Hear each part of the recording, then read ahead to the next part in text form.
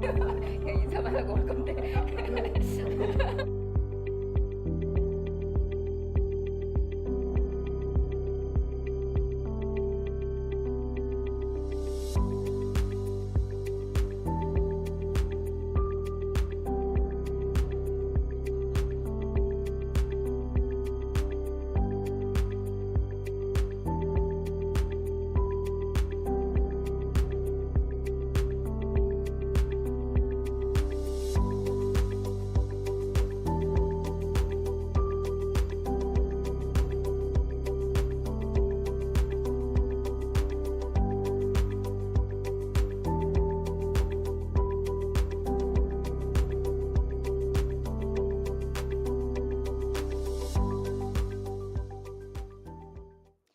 Good afternoon from Seoul and good morning to our colleagues joining from India.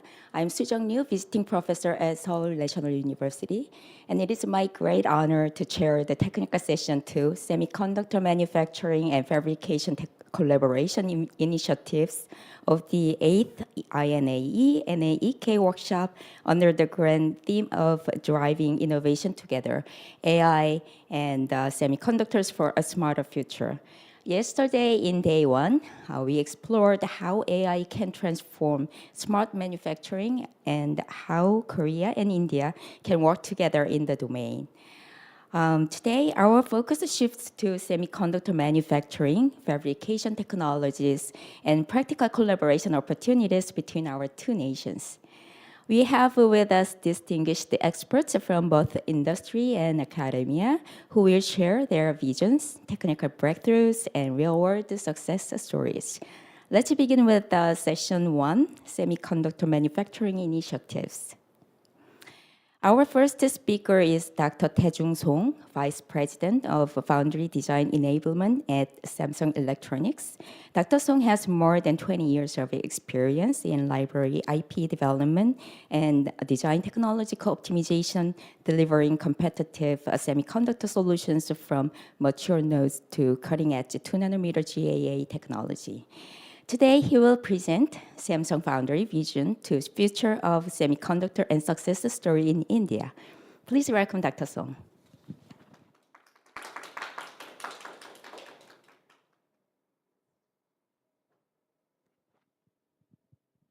Hello, everybody. My name is Taejung Song. Thank you for your introduction. So, I'm very happy to see you here online. So, to introduce our Samsung Foundry technology and design readiness, and also future collaboration with India. So, let me start my presentation. So, this is the title of my presentation. So, Samsung Foundry vision to future of semiconductor and success story in India. This is the agenda for my talk today. So I'm going to touch about the foundry market we are approaching, and then also I'm going to introduce the Samsung Foundry technology and design. And I'm going to introduce more than foundry technology itself, how gonna we deliver the more value proposition to customers.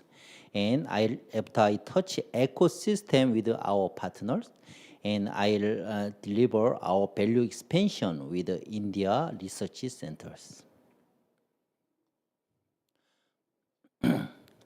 This is a computing trend and paradigm shift we are looking at. So as everybody knows, the AI and accelerated computing evolve at a very rapid pace. In nowadays, in real world, we are facing many AI, trend. So there are main category of AI application: the generative AI, government-led AI, green AI.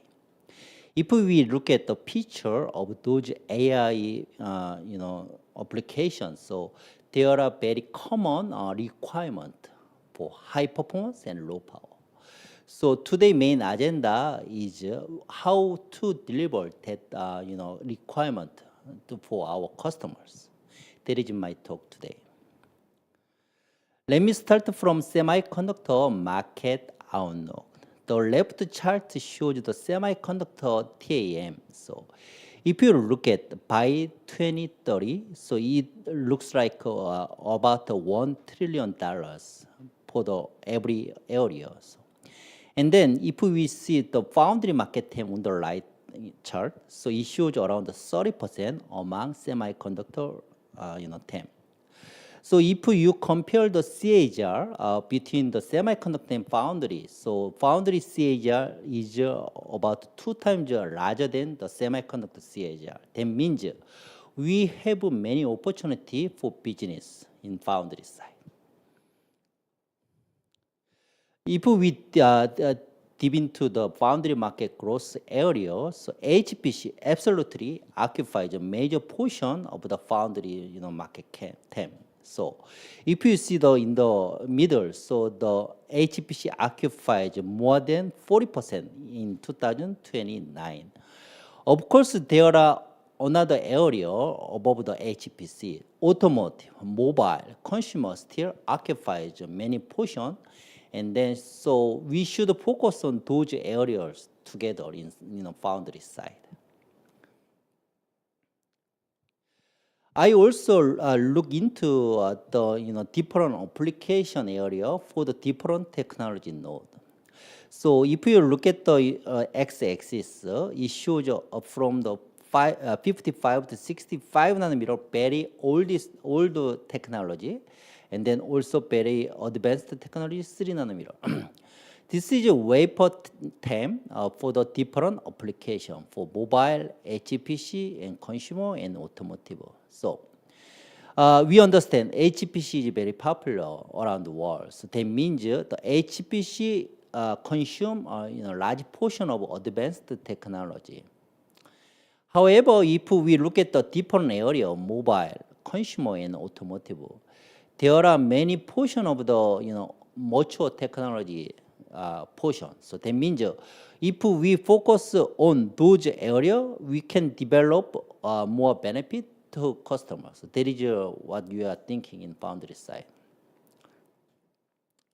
So let's talk about a little bit technical, so technology and design. So this shows you the energy efficiency key for sustainability. As I mentioned in the front side, so AI requires high performance and low power. What's the reason? If you look at the global data center power consumption increase a lot. However, since there is a limitation for the energy supply, there is some crisis in near future.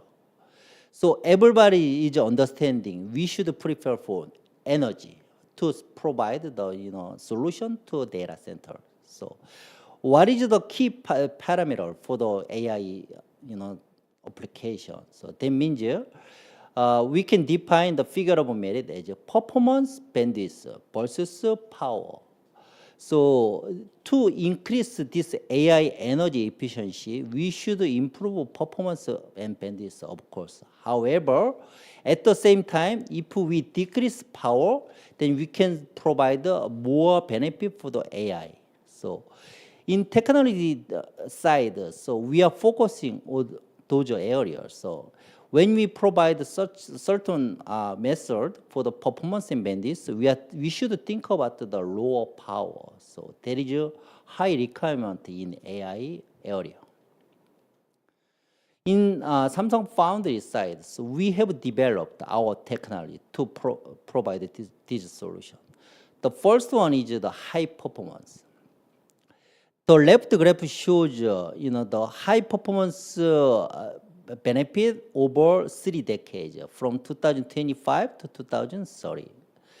The dotted line shows the system performance per joule requirement, and then this line shows our solution. So by developing the competitive planar transistor and FinFET, and then now we are developing the GAA technology.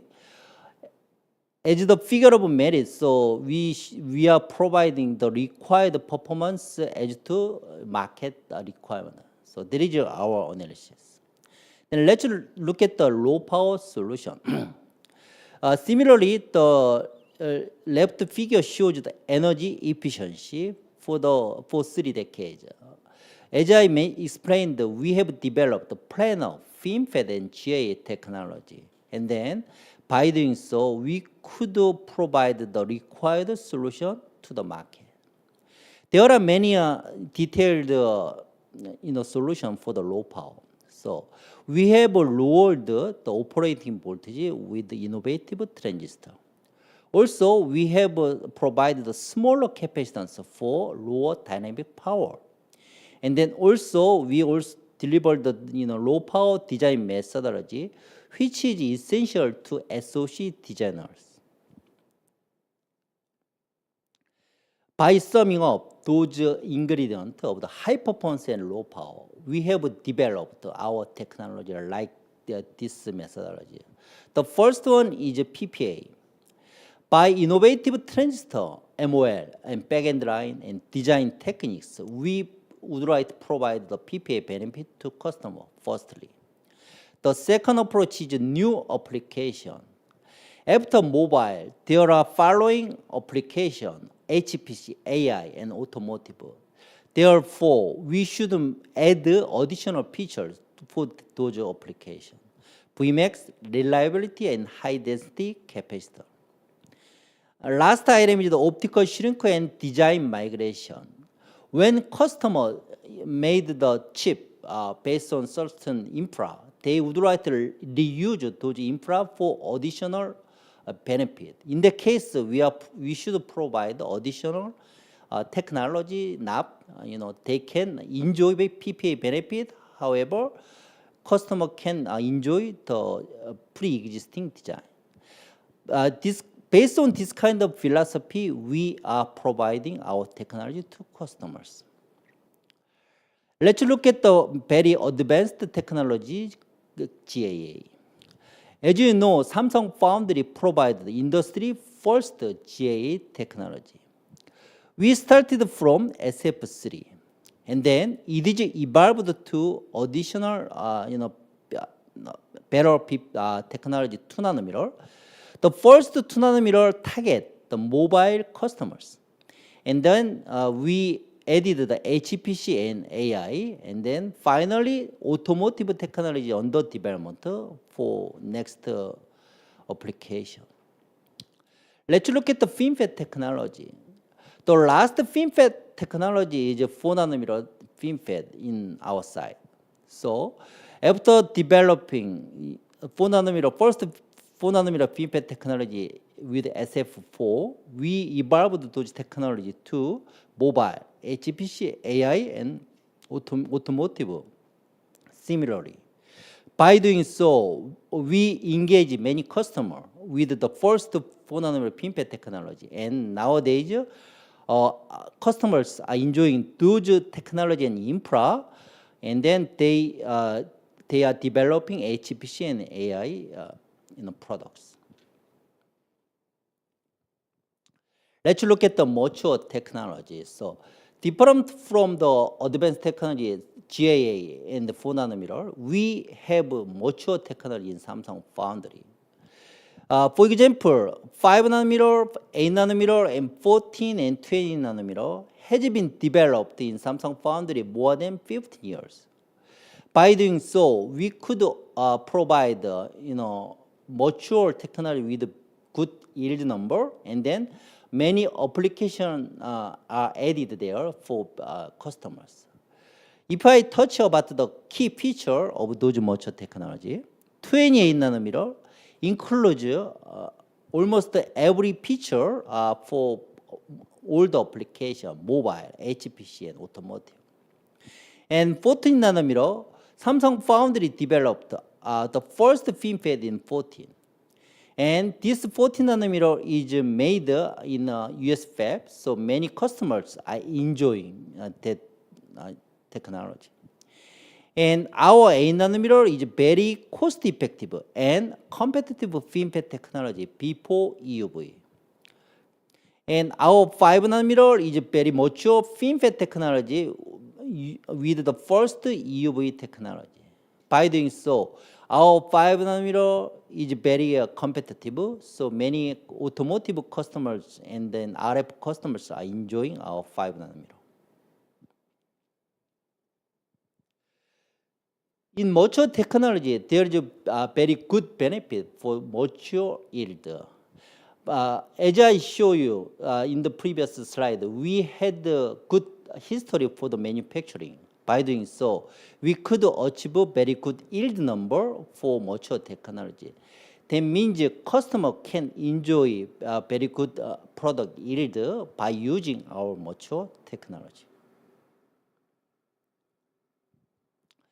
Let me switch gear to a little bit other topic, the DTCO and the PPA. So, the right figure shows the PPA circle. We are calling it as the PPA circle. That means when we improve a certain PPA, that PPA can be transferred to other PPA ingredient through some intensive DTCO or optimal DTCO activity. For example, let's talk about the GAA. GAA provides a very large effective transistor width, better than FinFET and much better than planar. By leveraging those transistors, we can make the high performance design. And then those high performance can be followed by low power accordingly. That does not stop there. By using the high performance and low power, we can design very high density. And then if we focus more, then they can translate it to much lower power. Normally in design flow, customer can enjoy those PPA circle. However, sometimes we should focus on those areas, how to translate each PPA to other PPA. By doing so, the customer can enjoy the total solution of the PPA. This is some example, the GAA design technology co-optimization. Normally, the standard cell is designed within the boundary, VDD and ground. However, this is the normal standard cell architecture. However, by providing certain cell, hypercell, looks like 2 cell height is merged, and then or 1.5 cell is merged like this. By providing those standard cell in GAA, the PPA can be improved by keeping the area. This is the experiment result in the black level, so we are providing those benefit to customer with the design methodology. By applying those DTCO item and then the design technique, we developed many foundation IP for many applications. This slide shows available SRAM portfolio for different technology nodes. Over a couple of years, so we have developed additional SRAM compiler for many technology nodes for mobile, HPC, and the automotive application. Similarly, we are working with partners, Synopsys, Cadence, and AlphaWave, to develop interface IP. So nowadays, HPC AI requires those IPs, so competitive and on time. So to provide those solutions, we are working with many EDA partners. Let's talk about the modern foundry. The left chart shows Samsung Foundry AI solutions. As you know, Samsung Semiconductor has memory division and then also foundry division also, and there are advanced package team. By summing up those capability, we can provide the additional benefit to customers in Samsung Semiconductor. So the right graph shows some symbolical graph showing by adding more complexity, we can provide additional value. Looks like the PPA cost and the timing. So normally when we develop the monolithic design, the benefit will be very small. However, by summing up different features in the integrated heterogeneous system, we can provide additional benefit to customer. So to do that, we are working with the internal team. So this is some example of how we are working for AI solution. So normally logic and HBM memory was integrated in 2.5D or 2.3D. However, we would like to integrate certain logic on the bottom of the HBM core die. To demonstrate those functions, we developed the proof of concept test chip. And then we validate the PPA benefit versus conventional architecture that delivers higher band density. And then we can lower the power consumption and latency. And of course, improved signal integrity is completed. This is the silicon result of the proof of concept, test chip of the certain blocks. By integrating those 3D DRAM PI in the chips, we demonstrate this buffer die for HBM. And then it works very well at low VDD, and it can support up to 9.1 gigabps. So by collaborating with the memory design team, we could apply many DTCO activity to improve PPA. So this is a certain example. Of course, we are providing this kind of concept of standard cell to every customers. However, sometimes HBM buffer die requires certain limitation or certain spec. In the case, we can provide the additional PPA to memory-based die. And then also PDK-wise, we can optimize the PDK to achieve additional benefit for memory buffer die. So this is just some of the PPA benefit of the POC comparing to general architecture of the 2.5D. So ideally, we simulated and we saw in the silicon latency power has been reduced more than 40%. Let me touch about our ecosystem with partners. Samsung Foundry ecosystem-driven value creation is made with many partners. For example, customer access our Samsung Foundry technology. However, we should work with many IP vendors, EDA vendors, and DSP and OSAT to deliver the integrated solution. IPI's on-time development is very important. That's because the customer requires some customized features based on our technology. To support that, we work with many IP vendors. DSP, originally we had the 8 DSP around the world. We expanded up to 13 in 2025. That is required for leading platform, HPC and AI. EDA, we are working with many EDA partners based on our technology. For the packaging service, we are working with many OSAT partners. This is our safe partner for EDA, DSP, OSAT, and IP. To support more values to customer, we are expanding our partners. So from now on, I'm going to touch about our value expansion with India. Globally, we have several operations. Technology side, we have Texas fab for the Austin, in Austin and Taylor. Austin provides mature technology, Taylor fab will provide advanced technology.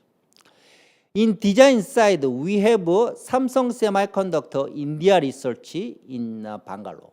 So we are working with the India Research Center to provide many solutions of the design. This is history of our Samsung Semiconductor India Research Center. It was established in 2003. After memory team established, Foundry was started the business in 2017. So now we scale up, with many applications. So let me touch about the detail. SSIR, we made the more than 400% resource for over 7 years, and then they are providing capability and real product through the innovation and excellence inclusion. So this is a SSIR team category. So SSIR team is supporting all the Samsung Semiconductor solution, from the system LSI, memory and foundry, and also research center. So for example, system LSI, they are delivering the CIS and DDI and then premium AP design to Samsung system LSI. And also memory, SSR is designing the DRAM and flash for memory division. And foundry side, SSR is developing the planar, FinFET, and GAA design infra, and then also SoC design. If I touch about the foundry team and responsibility, there are 3 categories of the SSIR responsibility. The first one is design enablement. Standard cell OTP IO, memory compiler, PDK, and also sign-off solution are provided in SSIR. IP-wise, digital interface IP, analog IP, high-speed IP are under development by SSIR. And customer design solutions, so they are provided turnkey SoC development. Also, SSIR is developing firmware and software development for our customers. This is an achievement of SSIR to Samsung Foundry. SSIR has developed from 10 nanometer to 3 nanometer library, as I explained. And also they have achieved the world first solution for the first Samsung Foundry technology and then design. This is the last slide of my presentation. So with India, we made a great achievement for Samsung Foundry, also Samsung Semiconductor. Our logo is create the future with Samsung Foundry, Korea, and India. Thank you for your attention.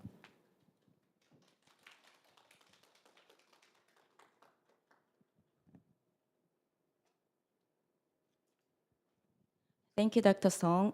Your talk clearly showed the Samsung Foundry's strategy for the AI era and the strong role of the India, the R&D center. It's exciting to see the opportunities our two nations can build together. And we are going to have a Q&A session at the end of the first session. So please submit your questions in the YouTube chat box. We'll cover that after the second presentation. Thank you again. And our next speaker is Professor Shiv Govind Singh, head of the Department of Electrical Engineering at the Indian Institute of Technology, Hyderabad. Professor Singh is internationally recognized for his low temperature, low pressure copper-to-copper bonding breakthroughs for 3D IC integration with over 325 publications and more than 20 patents. His talk is entitled Low Temperature, Low Pressure Metal-to-Metal Bonding Technology for 3D IC Integration. Please join me in welcoming Professor Singh.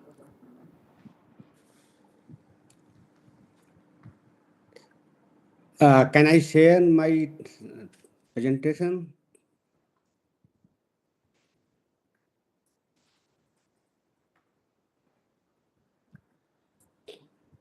Can you see my presentation, please? Hello?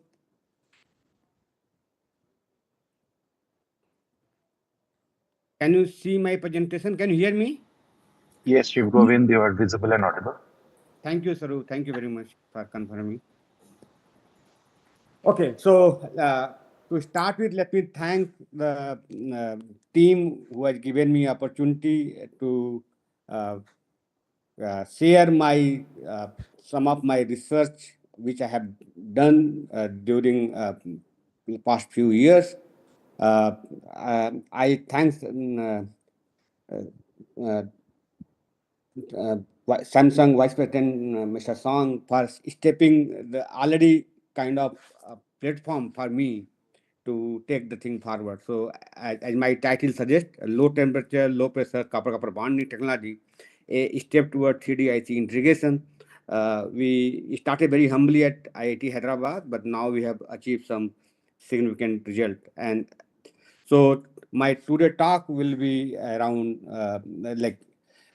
like I'll just quickly mention the need, benefit, and challenges. Then I'll share some case study and then I summarize my talk.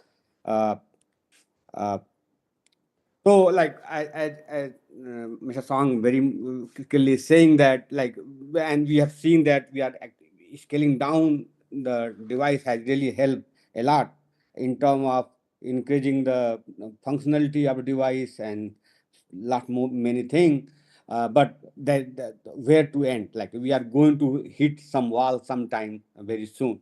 So, how to take this. And, we are always blessed with a lots of great brain across the world in our domain. And so one of the thought has come, and Mr. Penman, who has actually first proposed that why don't you look for the third dimension? So idea was that we rather that two approach you can make many stack uh, monolithic integration. How another can be step by step. Take a stacking up, take a many of the chip and stack them and connect them through silicon via and that by interconnect and hence you can actually able to even in the not very hyper low technology like 2 nanometer or 1 nanometer or what we can even 7 nanometer technology which is already well established and you can actually integrate them.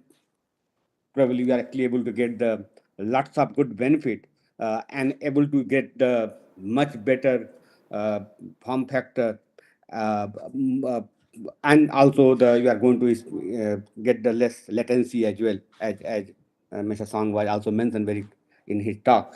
So that was the idea, and so and then other benefit it can bring that it can, as I said, that it can improve the form factor, it reduce the interconnect latency and power.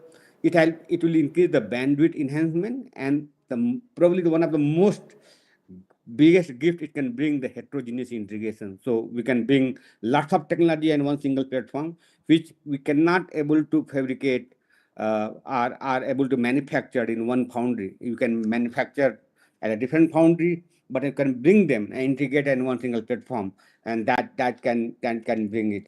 So this whole thing are going to show pictorially, so that can much get inside to our mindset. So you know that how our 2D technology go, and we have many layers of layers, and so because of this, our length interconnect length is actually very high.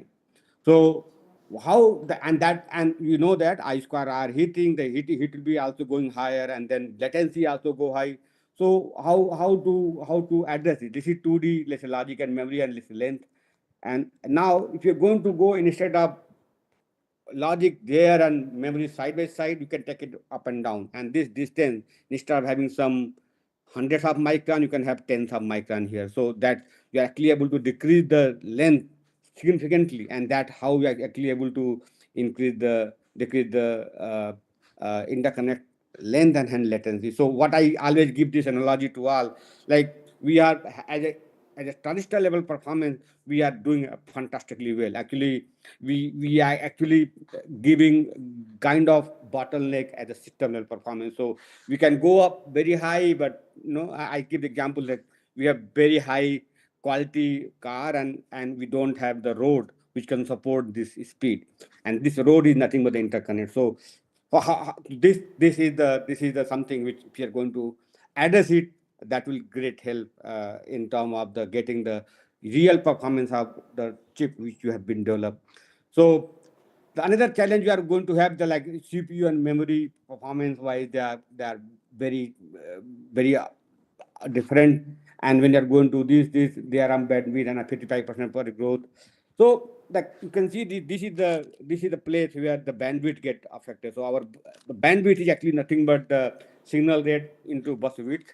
So our limitation is the pin count, and that come because of the we have available planar system. If you have a only planar system, you can have your and we are using the technology which is the bump technology, which have cannot be minimized very low.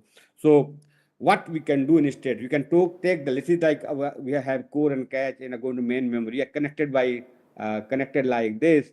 So what will going to happen, you are actually available with the uh, edges, which is you are not actually able to utilize the full area in that way. However, if you go in the third dimension, so then you are not only going to get the edges, but your entire area is available for connecting each other. So by this, we are actually able to going to increase the bandwidth because so I make a summarization here. So if you take a connection density, you have 2D versus 3D, you can see that just in connection density, you are actually able to increase the 100 increment, and you are actually able to get power consumption also uh, mm, per pin per VI 25 microwatt as compared to 30 to 40 milliwatt. So total power consumption is actually has also decreased one order, 10s reduction, and so what we are going to try to do, like going to get almost 1000x improvement in the bandwidth and power efficiency just by this new concept of going to vertical integration. So it means, and if you can leave some more discovery, probably you can get more. So what overall motivation comes out that if we have some kind of this architecture in our mind, then without scaling down, probably you can actually able to get a performance as good as like not that low, very ultra low technology nodes. So, and as I said, the biggest advantage you could have get it at system on chip. You can get a planar technology versus you can do everything stacking each other. So that is going to give us a huge benefit. Now you can actually believe that all the technology which we can see here and there can have a different boundary can be placed at one single platform. So this is going to be the biggest benefit. So, but it's not that this is the advantage are going to be toward third dimension. So, but it look all rosy at this moment of time. But I keep saying to my students and all, 3D no free lunch. So it's not that everything is good and you can actually take the advantage directly. So there are many challenges you have to actually solve it, and like interconnect technology, you have to do thermal management, and then you have to maintain device integrity, then yield, and the 3D design and testing. So these are the challenges you have to figure it out. In fact, in our group, we are working at least first three very regularly, and lots of students involved in doing this. But today I'm going to share the work what we are. One of the key technology which need to be addressed is interconnect technology, and of course standardization is another problem. So key bottleneck, one of the key bottleneck which I would like to mention is the low temperature, low pressure metal bonding is something which is going to be uh, uh, key technology to enable this all thing what we are trying to see. So what will help is it's enabling not only 3D integration, it will also going to get heterogeneous integration, and also you can actually think of is enabling packageless processors, which is a dream for a long time, but triology did with the monolithic, and because of the yield it's failed. But you can reimaging the whole thing, that you can take a reimaging the whole platform, that you can take a known good die and going to integrate vertically. Then actually you can actually make a processor, a packageless processor at wafer scale as well using this technology. So this technology is going to be a key for the realization of all these three good output. So I'm going to focus on this. So So of course, choice of material for metal when we talk about, we look for material which has mainstream CMOS material like copper. Copper is having a shown lots of value, and of course you want very high electrical, mechanical, and thermal bond, and better hermeticity. And good thing is that which can bond itself, and good thing is that copper bond itself. So copper has a lot of advantage. We tried other material, other metals also for a different application, but copper is the one of the mover and shakers for our IC industry. So I'm focusing only toward the copper bonding. However, there are other metal mines like aluminum and molybdenum, and we have done by tantalum, neobium for the quantum computing purpose as well. But right now, I'm going to focus myself on copper bonding. So from this side, it's very clear that copper bond to itself, and that's a very good news. Then why we are saying that it's a challenge? Okay, so I really don't want to spend time in and benchmark. We all know that lots of people are working across the world.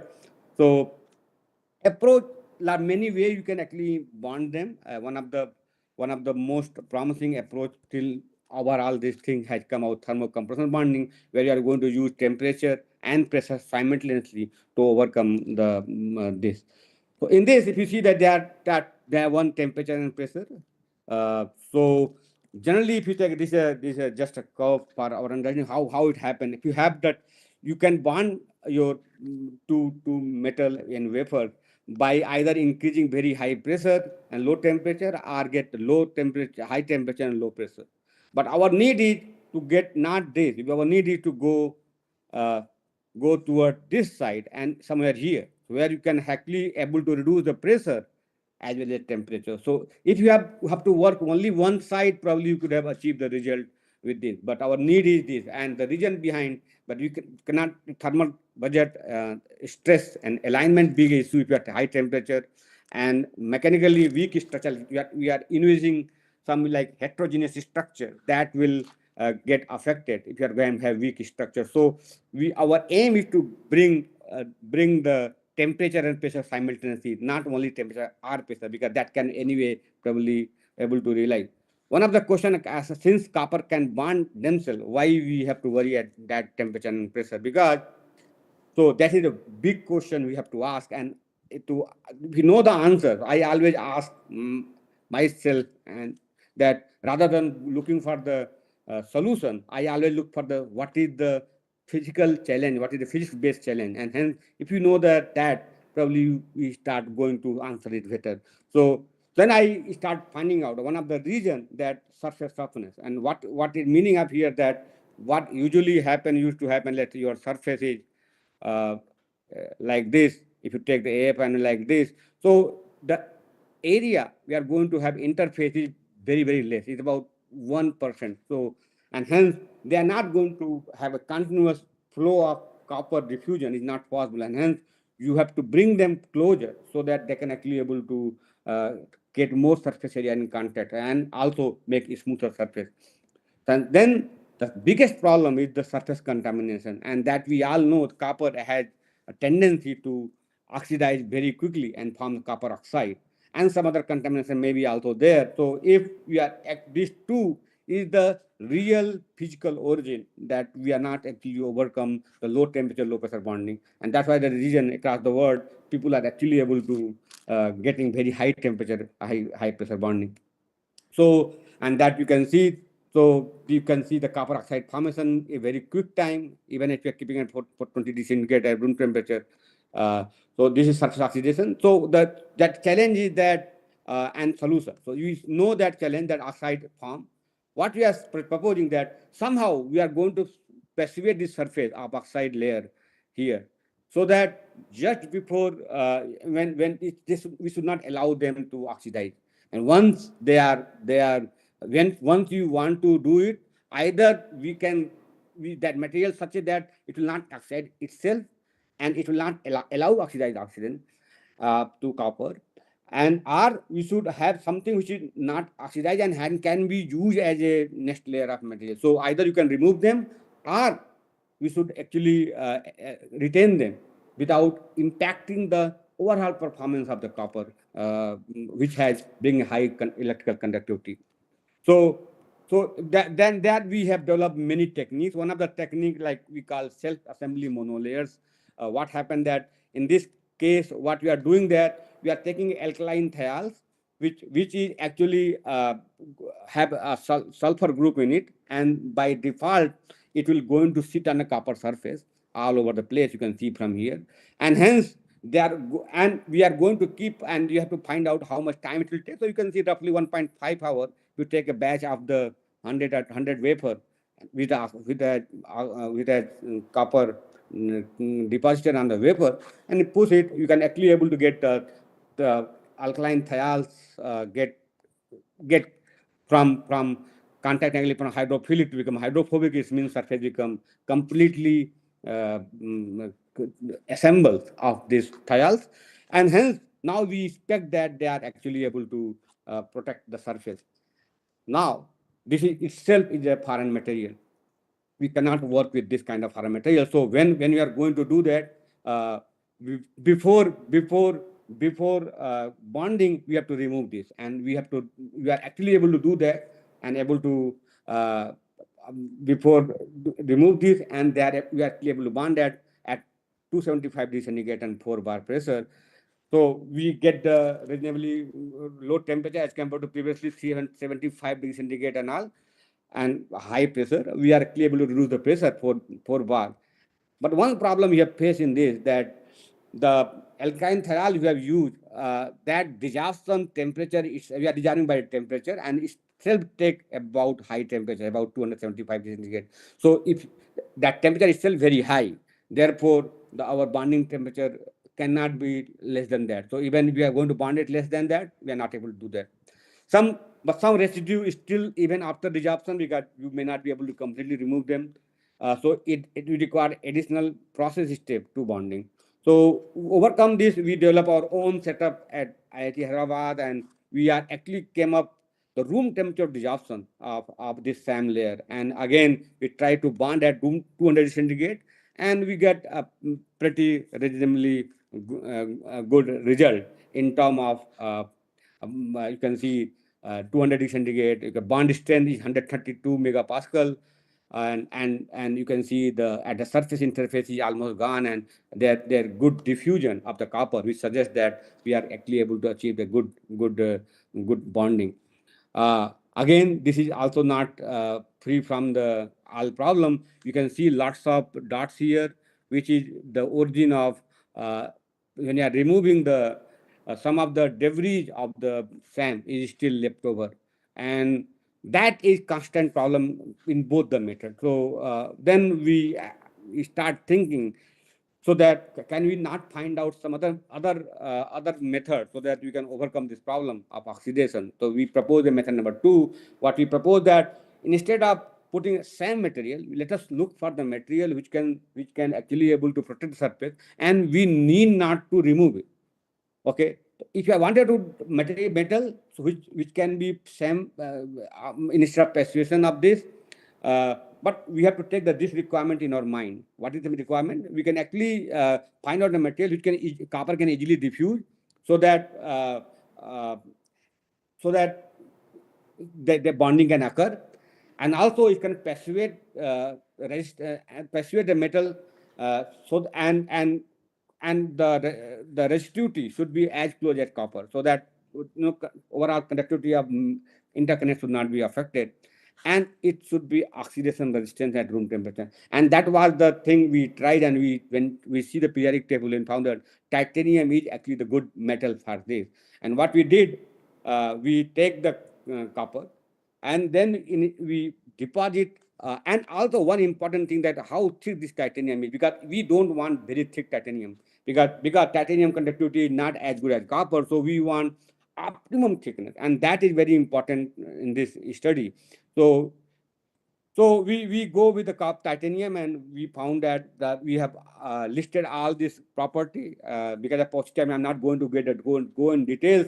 But then we take it, and we bonded it with the uh, very low temperature as compared to 200. Now 160 degree centigrade we are able to bond, and 4 bar pressure. So which is actually what we did earlier, but temperature has been reduced. So we are keeping now pressure constant all time. Only now we are working because pressure is now, that is optimum pressure is okay, that is acceptable. So we are actually pushing toward only temperature reduction. So pressure is already we are keeping as what is acceptable to the our community.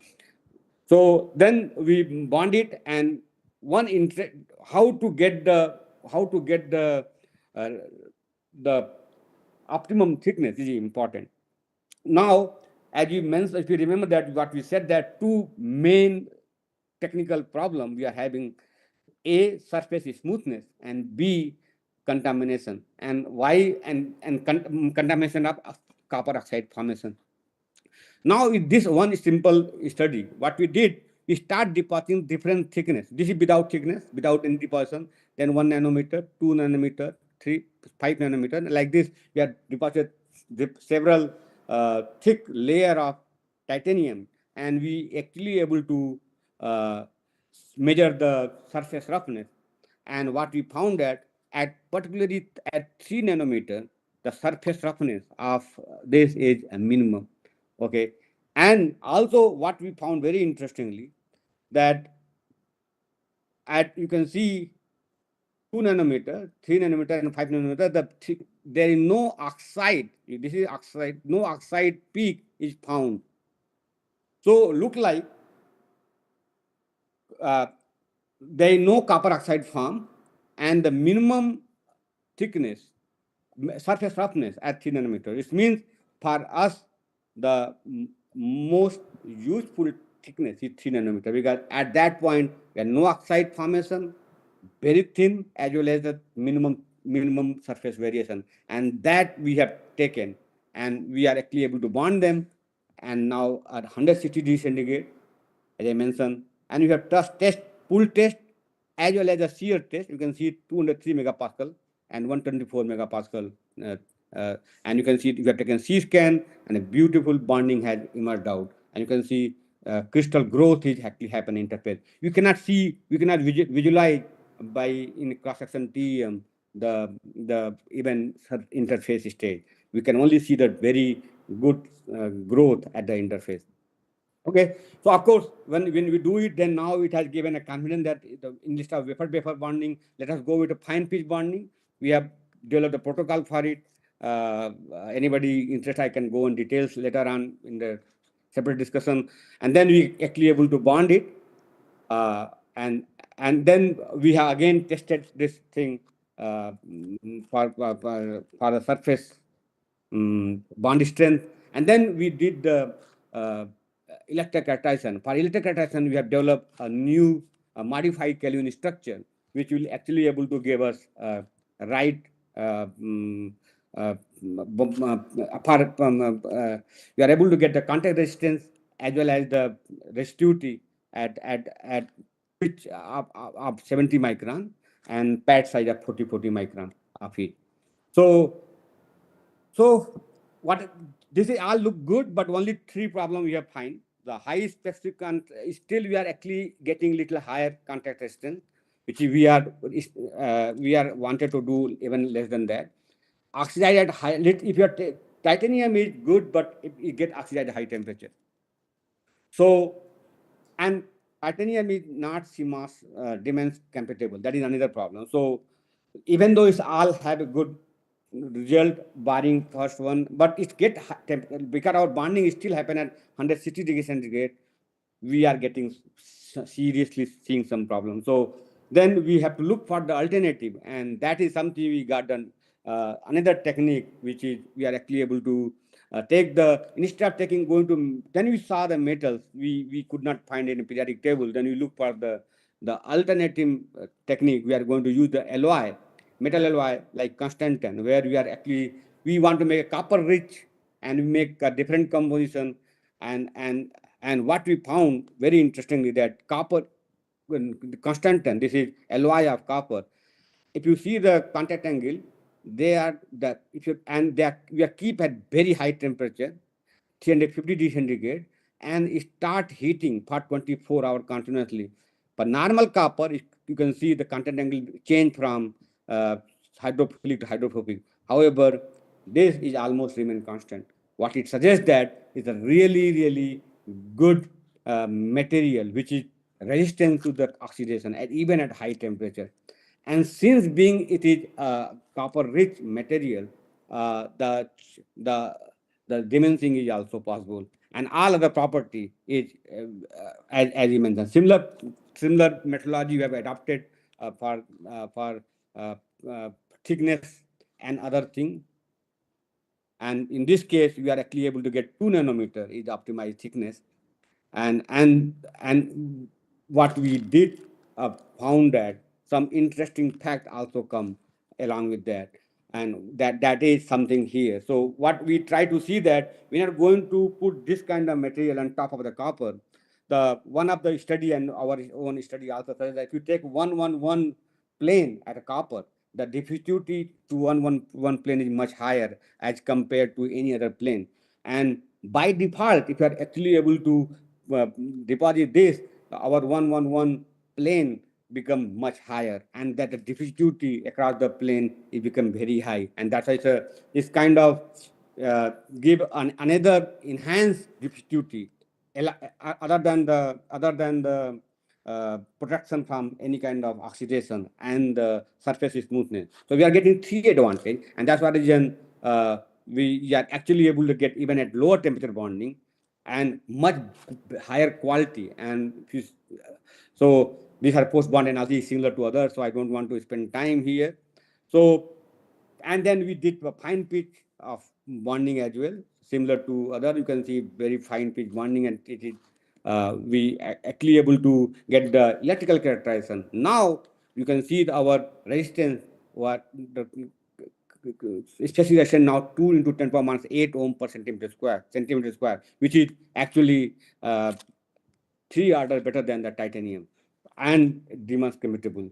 So this if you see the compare this result, you can get 2 megapascal, you can get 2 into 10 power 8, and the pitch is this. And this pitch can be reduced further, of course. That is not a problem. Only thing is the instrumentation part we have to really work out, because our system is still not updated. But we are trying to do even 5 micron accuracy as well.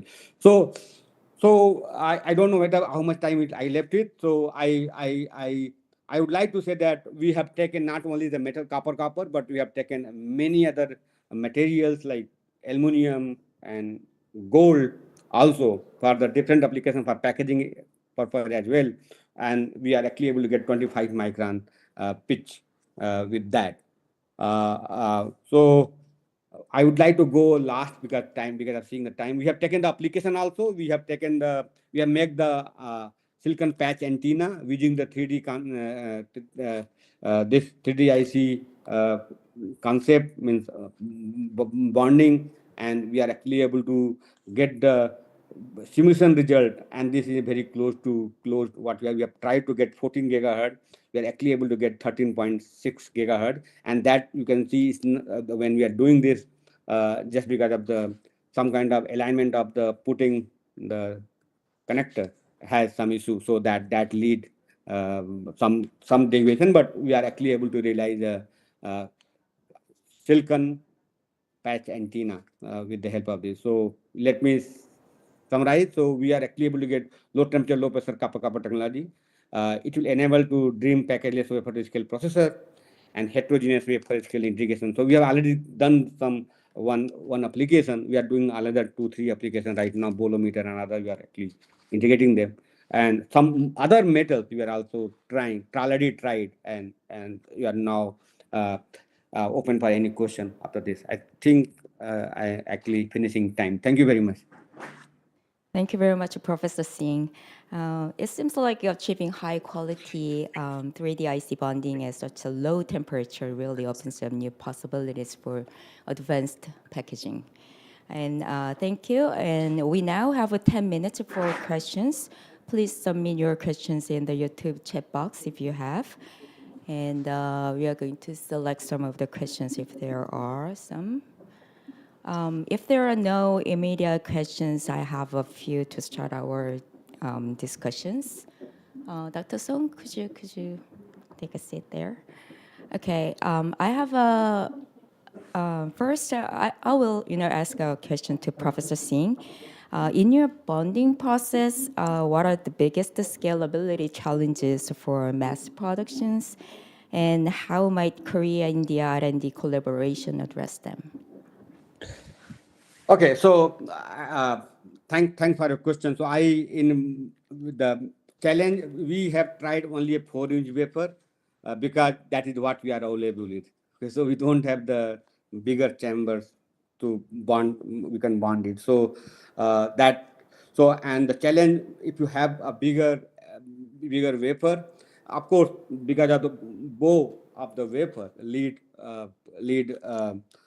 high pressure bonding in that case. So and without using bigger wafer, we cannot foresee the problem and solve it. So uh, that is one of the things which I feel the scalability can be a challenge if you wanted to go for wafer to wafer. But if you want to get wafer to chip, then probably it is easy to do that because then that challenge will be reduced typically. But I'm sure if we have collaboration with the uh, com- a company like Samsung or any other from Korea who has all the facility, uh, I'm pretty sure we can realize the uh, this technology at the industrial application directly. So, and actually, 3 years back, I have given a talk at EPTC Singapore, and where I met with one of the Samsung, and I given talk on similar technology, like very focused one though. So where they are very keen to collaborate. I don't know. Unfortunately, I wrote a mail but could not get response after that. Maybe they are busy. So yes, but definitely we collaborate on this, and we are able to work at a little larger wafer, maybe 8-inch or 12-inch, and you can see that can we realize the similar thing at a wafer level itself rather than going to a wafer to chip level. Thank you very much.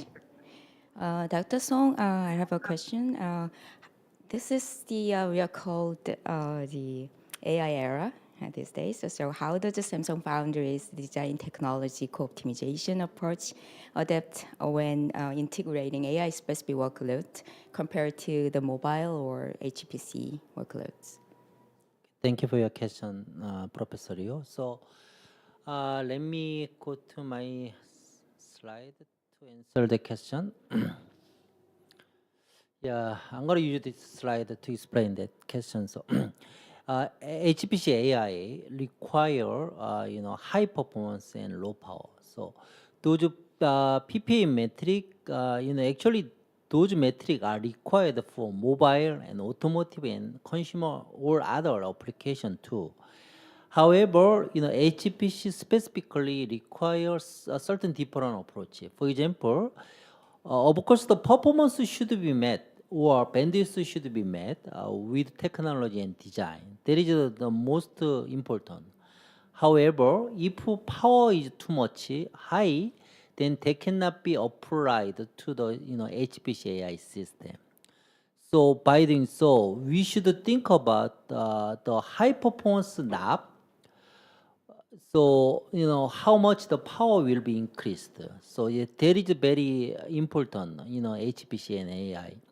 Regarding the DTCO, design technology co-optimization, when we select a certain design or certain technology, we should think about how gonna that translate to the PPA benefit of HPC and AI. So there is a little bit vague, but there is the main motivation. So, and then I'm gonna show you some other example for you.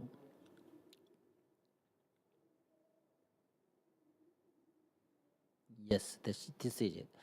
So normally this is standard cell architecture. We are providing the smaller standard cell to mobile for high density and low power. However, in HPC, sometimes require some large standard cell.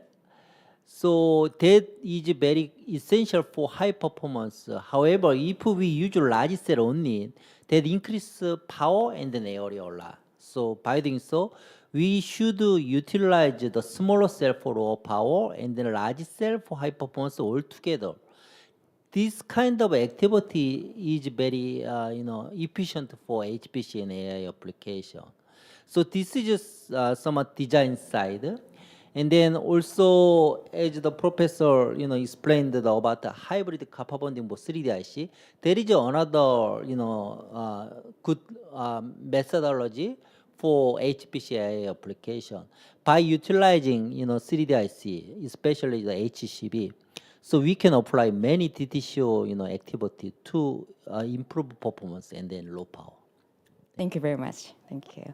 And one more question that can you share more about the collaboration model with SSIR in India and what lessons could be applied to other global partnerships? Thank you for your question again. Yeah, let me go to our SSIR organization again.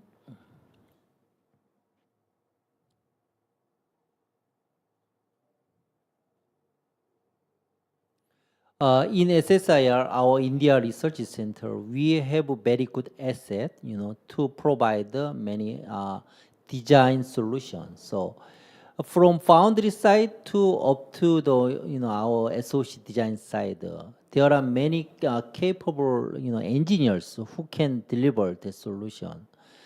And then also in India, especially in Bangalore, we have many good, very important customers in Bangalore. So when we work with our tier one customers, SSIR centers are very helpful to communicate with our, tier one customer in Bangalore. So by doing so, we could apply their request easily to the design, and we provide the solution quickly.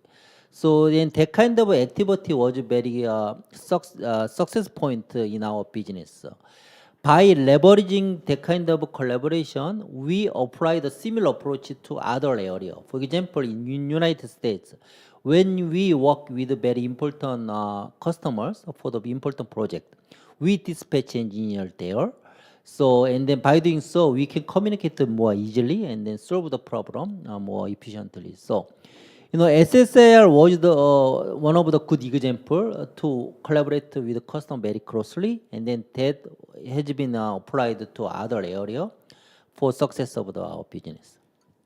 Thank you so much.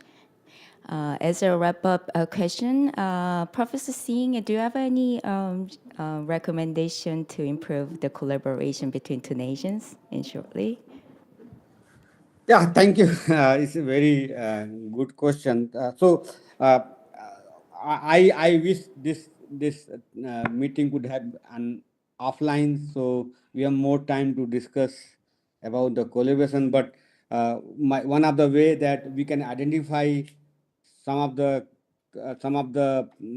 challenging issue what what we want to do solve jointly can first we have somewhere in our list, and then similarly we can get from our from your side, and then we can brainstorm that where and how we can do. We can take the complementary skill sets or even partial completely also fine, so that we can actually improve the we take some really challenging problem rather than not just some hard problem to solve it. That's what I always think, that the collaboration always need to get some hard problem, and because of two different kind of ecosystem merge is become much more synergetic and can get much better results. So that's what I always think, that identify the problem, some hard problem, and join together, solve together. Thank you so much to both of our session one speakers.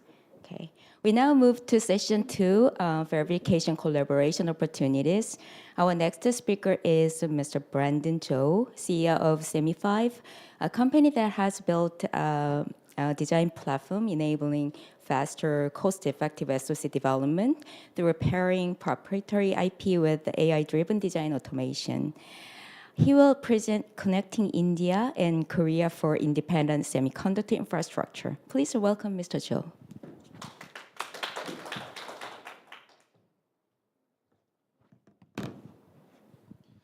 Thank you, Professor Yu, for the introduction.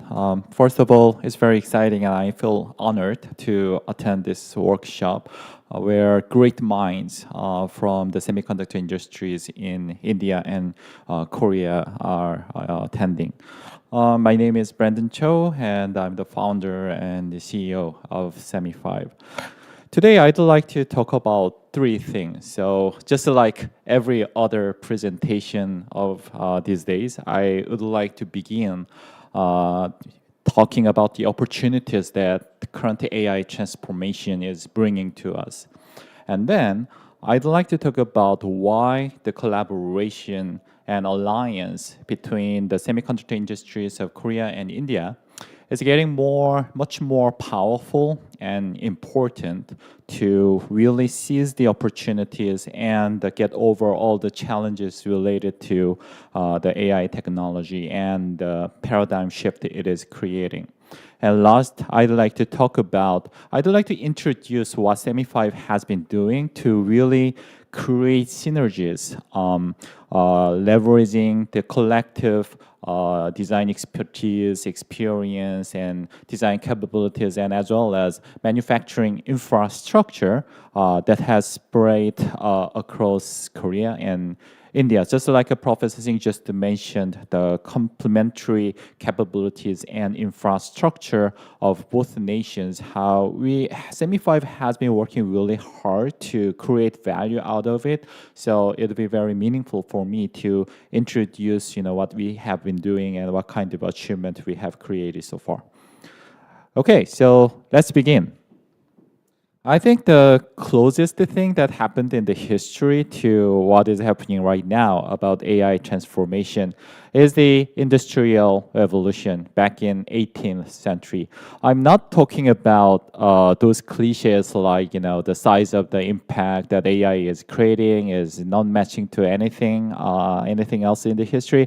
I'm talking about the quality of this transformation.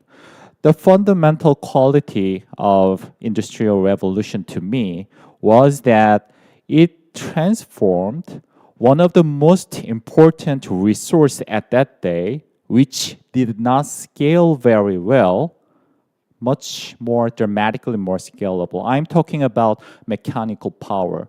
So if you were learning a business back in 18th century and you need a lot more mechanical power to grow your business, you needed to hire 2 times more people, or you need to grow 2 times more cows or horses to double the mechanical power you want to use. That is not very scalable, right? But then James Watt shows that only if you build more machines and put some codes into it, you can grow the amount of mechanical power you can use very easily, very scalable. As a matter of fact, the first James Watt machine on this slide is extremely inefficient. Actually, this giant machine had less than 1 horsepower efficiency. Still, it was enough for people to see, oh, now the mechanical power is no longer non-scalable. And then nothing could stop the inevitable progress of innovation in this era. So people wanted to create much more efficient machines and wanted to use much more machines out of it. And now we can easily produce, almost 1,000 horsepower engine that is small and reliable enough to go into a mass production stock car, right? Now let's talk about AI.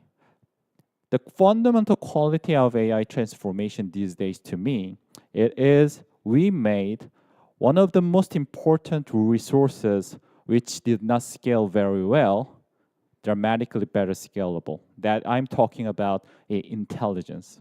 So now instead of trying to identify very much more number of smart people and trying to hire them, trying to pay them, only if you can build more semiconductors and servers and data centers and put a lot of electrical power, you can double, triple, quadruple the meaningful level of intelligence that your business requires. So I think it is very clear that the humankind will work really hard to make AI much better and much larger, just as we did back in the 19th century when we first realized the fundamental transformation on the most important resources we have. Again, this is a very early day of AI transformation, and I claim that it is very safe to argue that today we are doing it very poorly and very little. So we will make much more efficient AI, and also we will do much larger AI too. It means that we will create a lot of more customized and with a better efficiency AI machines, and we will build a lot of it. So this is gonna be a very massive impact on the economy, and especially in terms of the semiconductor technology. So actually this transformation, if we have learned another thing from this analogy to the industrial revolution back in 18th century, if we are fundamentally transforming the quality of the most important resources for the humankind and the industry, the impact is not only about the economy, it is also about the dynamics between a lot of nations and the international orders and hegemonies, so forth and so on. So it is not very surprising that a person like the president of France is saying that AI is the fight for sovereignty and for strategic autonomy. And France wants all the services and infrastructures for AI, allowing them to preserve this new kind of intelligence. And I think it holds to every other countries as well. Every other nations, they may have different conditions, and they may have a different requirements and challenges, but in any cases, all the countries need to be able to grow their own capabilities and build infrastructure to play an independent role in terms of this transformation. So it is a very important thing to do, but what exactly we have to do? What must we build for AI sovereignty? So when I'm talking to those founders of OpenAI, what is the key, the critical enablers for AI innovation in the future? They have talked about the three things. So first, unprecedented algorithms. Second, the unprecedented quality of data. It is a little bit interesting because they did not talk about the amount of the data. They are more, excited by the quality of the data, the new level of quality that the current economy and industry and society is creating.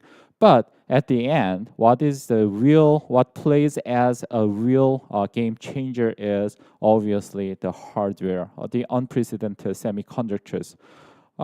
You can imagine that, if I have a liberty of making this analogy once again, we learned from the history that right after the Industrial Revolution, when the Industrial Revolution just began, the city of London almost had to kill itself because they have built so many machines and they burnt so many coals. So at some point, the pollution and all the issues around the cities was really, really serious, right? So we have learned from it. So we want our AI to be environmentally sustainable. So the key is how we're gonna be energy efficient in terms of running AI technologies. So that is what we really need to solve in terms of build a true AI infrastructure. And we all know that semiconductor is the essential enabler for that.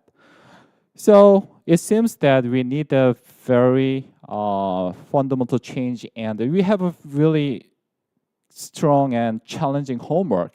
We mean the semiconductor industry. So the semiconductor industry has a really, really important and difficult and very valuable problem to solve.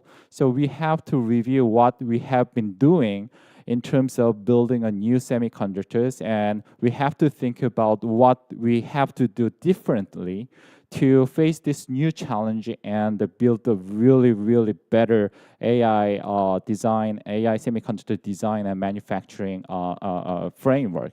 So this is very simplified version of the current semiconductor industry value chain, right? So in order to build a semiconductor chip, for example, to build a new CPU or a new application processor, we start from specifications, and then we have to design architecture. We have to develop the RTL codes, and then we have to do all the physical implementation, and then we go to the manufacturing, and we do the system engineering, and different players take different roles in this chain of development, and we are very familiar with the terms like IDM and fablesses, design houses, foundry, so forth and so on.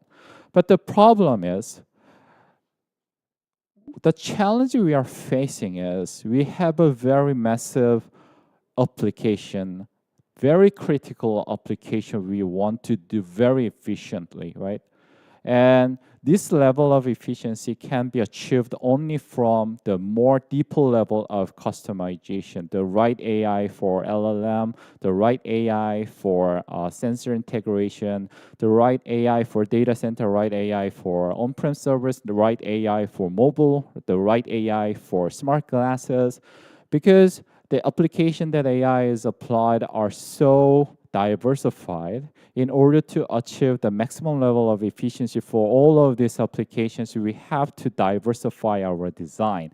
It means that from this picture of the value chain of today, the architecture, design, and implementation part is getting much more burden, right? So now we have to design like 3, 4, 5 times more diverse chips with the same same number of experienced designers, developers, and IP availability, so forth, so on. So let's look at this problem a little bit deeper. So the thing is, let's say we want to build 4 different kinds of AI chips.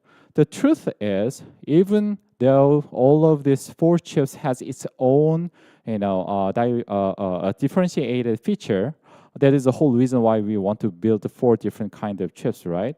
But if you look at it, many part of the chips can share the same framework and the methodologies, architecture, and in many cases, even the actual designs on the silicon. So the only reasonable thing to do is to platformize the common part of those different chips and using automation and reusability technology, just like a software development field is using, so we can develop much more number of diversified chips with a much more economical efficiency. So in this way, we are going to platformize the design part of the whole value chain. So actually, before TSMC, the manufacturing part was not platformized either. But back in the 70s, late 70s and early 80s, it was very clear that it would be very difficult for everyone who wants to design the chips to build their own fabs. So the manufacturing part of this value chain was platformized by foundry, the early foundry companies, and now we have this kind of the current value chain of the semiconductor industry. Now we have the same problem in the design part because the critical application is much more diversified, and the resource scalability became problem. So the design part is platformized by a company like a Broadcom or Semi5 itself too, and it is transforming the whole semiconductor value chain, and new business model, new success stories, new achievements, and new growth are coming up starting from early 2020s, and it is only getting accelerated as we speak. So this is a big transformation, very important, very hard, but also very valuable. So Now let's talk about how the connection between the semiconductor industries of Korea and India can make a great impact in this opportunity.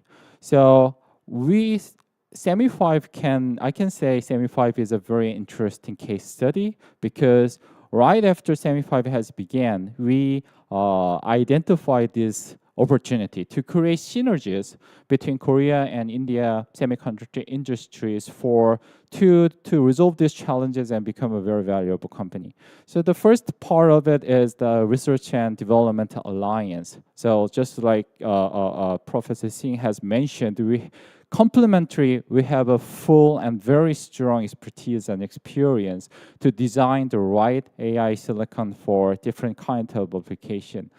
And the second is more from India to Korea because India has already established very strong connected networks of talents, business, and the collaboration in the global semiconductor industry.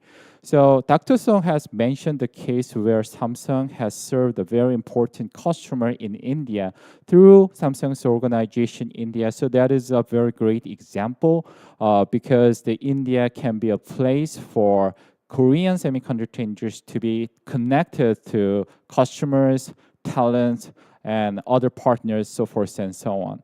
And the third part is about from Korea to India, because Korea has a very well established and actually it is one of the very few countries that has the proven manufacturing infrastructures for advanced process nodes. So the Korean semiconductor industry can provide this manufacturing infrastructure as a platform for any innovative customers in India who is gonna need new customized silicon, just like any other innovators in the world would need in this era of AI. So let me give simple examples, just as very brief examples for each of these cases. So just to give a snapshot about the Semi5 global organization, we have a headquarters in South Korea and we have about 280 people there. But then we have a design center in India, Bangalore, and also Ho Chi Minh City in Vietnam, Prague, Czech in Eastern Europe, and the United States in Silicon Valley. So different regions has a different R&D focuses. In India's case, obviously, India has a very well, deep experience in the design and verification part. So we have a team there who is leading the development of Semi5 platform technology, which we use to build our platform-based SoC design offerings. So in terms of platform R&D thing, I'd like to briefly mention what Semi5 is doing.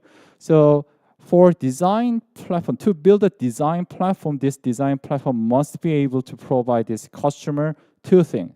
So the first one is coverage.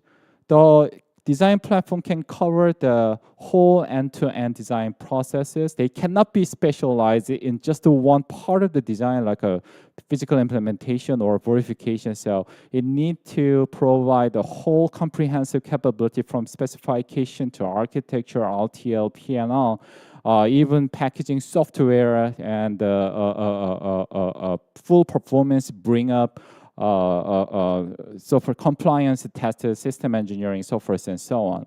So it requires building this comprehensive team, but then again, it also has to provide the efficiency, right? So it has to create a very high level of reusability and a high level of design automation, because that's the only way to serve many different verified silicon design demands from the industry.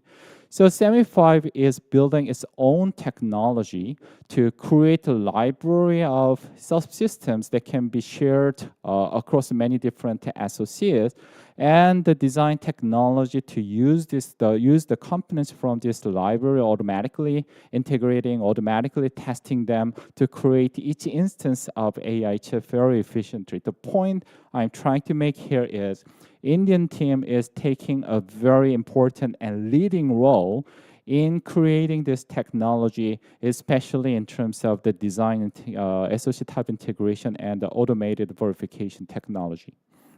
So these are examples of the platform we have created through this collaboration between Korean team and Indian team. And we have achieved a very high level, much higher efficiency in terms of design, cutting down the design cost by up to 63% and the development time by up to 48%, serving this new type of customer who needs their own customized AI chips much faster than before. So the second, I talked about connecting through to the global semiconductor industry and market through India. This is a very similar example to what Dr. Song has shared with us today. So we have Semi5 has a tier one system company in the US. And the thing is, their design team is in Bangalore, India. And we have this physical design team in Ho Chi Minh, and we have this verification team in Bangalore as well. And we have a very talented and experienced project management team to communicate with the customer. So this project has been so successful because Semi5 has leveraged the collaboration with our own Indian team in Bangalore. The last thing, and I'm very happy to share this news. So recently, we have signed an agreement with a customer in India, in Bangalore, India. So this is a very innovative customer, a startup that is building a chip that will be a supplementary, very essential, they will play a very essential role in the high performance HPC data center. So we are working with them. So they design their chip and we take care of manufacturing those chips based on Samsung Foundry's process nodes and capacity. And we will, fab out these wafers as early as November this year. So connecting to semiconductor industry, two very strong semiconductor industries and technology in Korea and India. We can build the right technology. We can connect to the global semiconductor market and industry, and we can create a much greater synergies from Indian customers and the Korean manufacturing infrastructure. So these are what I wanted to share today, and I'd like the message I wanted to give out was it is getting much more powerful and important for Korean and Indian semiconductor industry and university and research centers to collaborate. All right, thank you very much.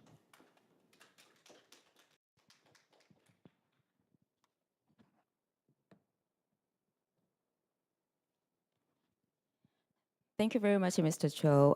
Your case studies made it very clear to see that how Korea and India can work together to make a chip faster and more efficiently.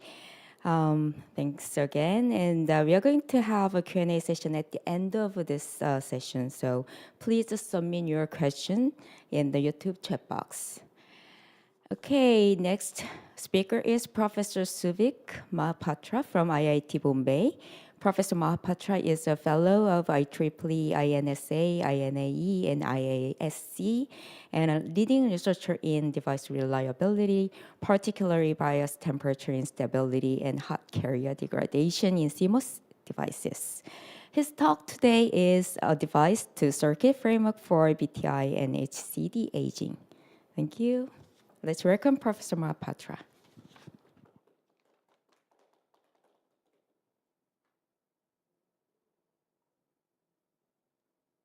Hello, good morning, good afternoon. Can you hear me and see my slides? Yes. Okay, so I would like to thank the organizers for inviting me to this very important workshop. I'm going to talk about a device to circuit framework for bias temperature instability and hot carrier aging. And before moving forward, I acknowledge all the PhD and master students of my group, and I actively collaborate with various global industries in the semi area, including some from Korea. So I'd like to, thank you again before I start. So this is the outline of my talk. I will first give a little bit of introduction of what we're going to talk about, and then the talk is going to focus on two different topics. One is the device level modeling, including technology CAD simulator, where I'm going to talk about, primarily bias temperature instability, hot carrier degradation, and especially decoupling of BTI and hot carrier, involving primarily, state-of-the-art logic. And then I will talk about the circuit model, where I will talk about some model card calibration and very unique simulation framework that we have been developing and now being used by the industry. And especially, I will give you two examples, one from the DVFS, the dynamic voltage frequency scaling, that is the turbo throttle mode. And the other is the activity of the mission profile aware simulation before I conclude my talk. So, a brief, motivation, the CMOS technology development is an expensive and time-consuming process. And TCAD has been, traditionally used for guidance, primarily nominal simulation for performance and power. And it gives, some kind of a qualitative and directional impact, of process architecture changes. And our work, we have been able to add the reliability and aging to the whole thing.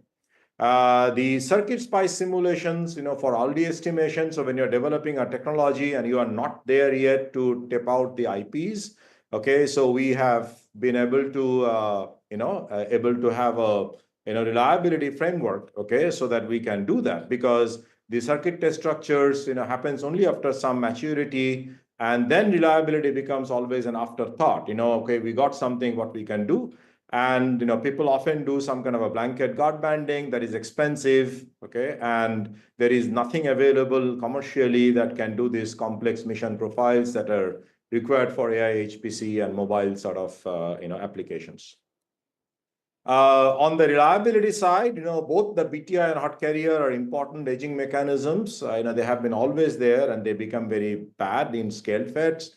And especially during the WLR, wafer level reliability, they are, coupled, okay? And whereas in circuits, okay, they, come one after the other. So we need to have a framework that can handle it.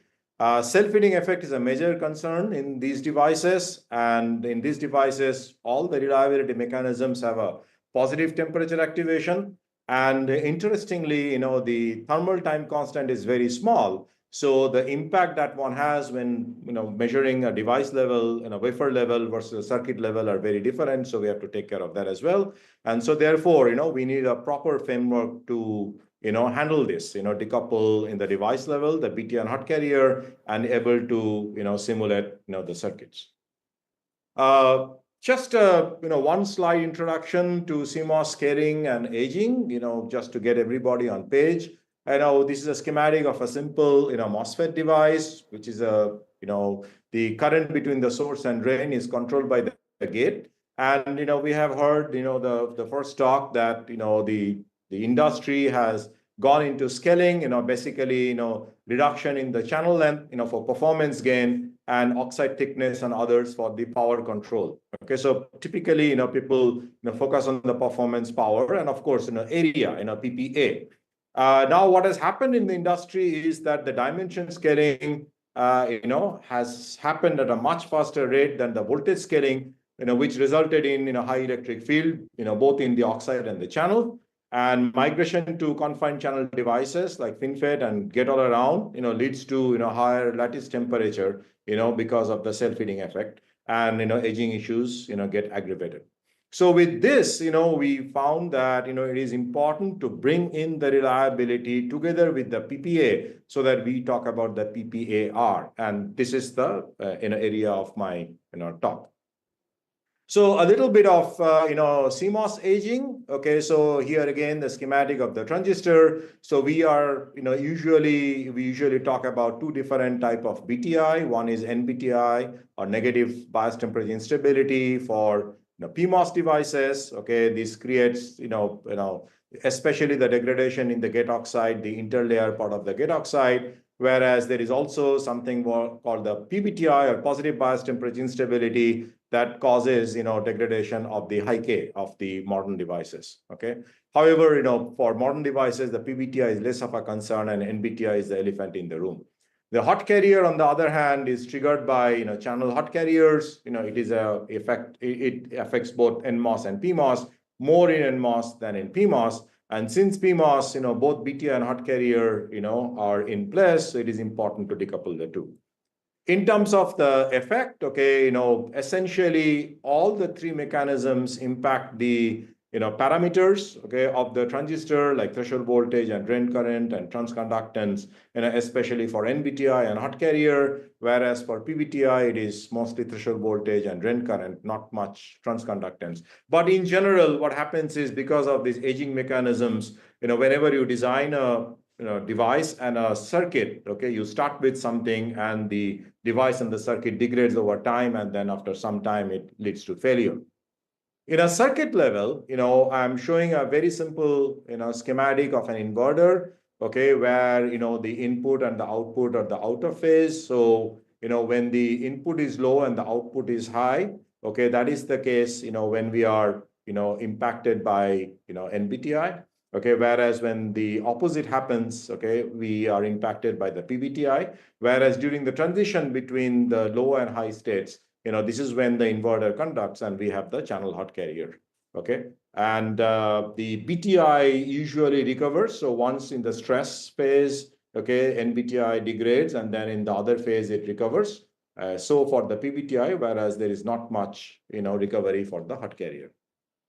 Now, with that, very quick introduction, I'd like to, go to the first part of my talk. This is the device and TCAD level modeling, where I'm going to talk about these two different mechanisms and the decoupling of the two.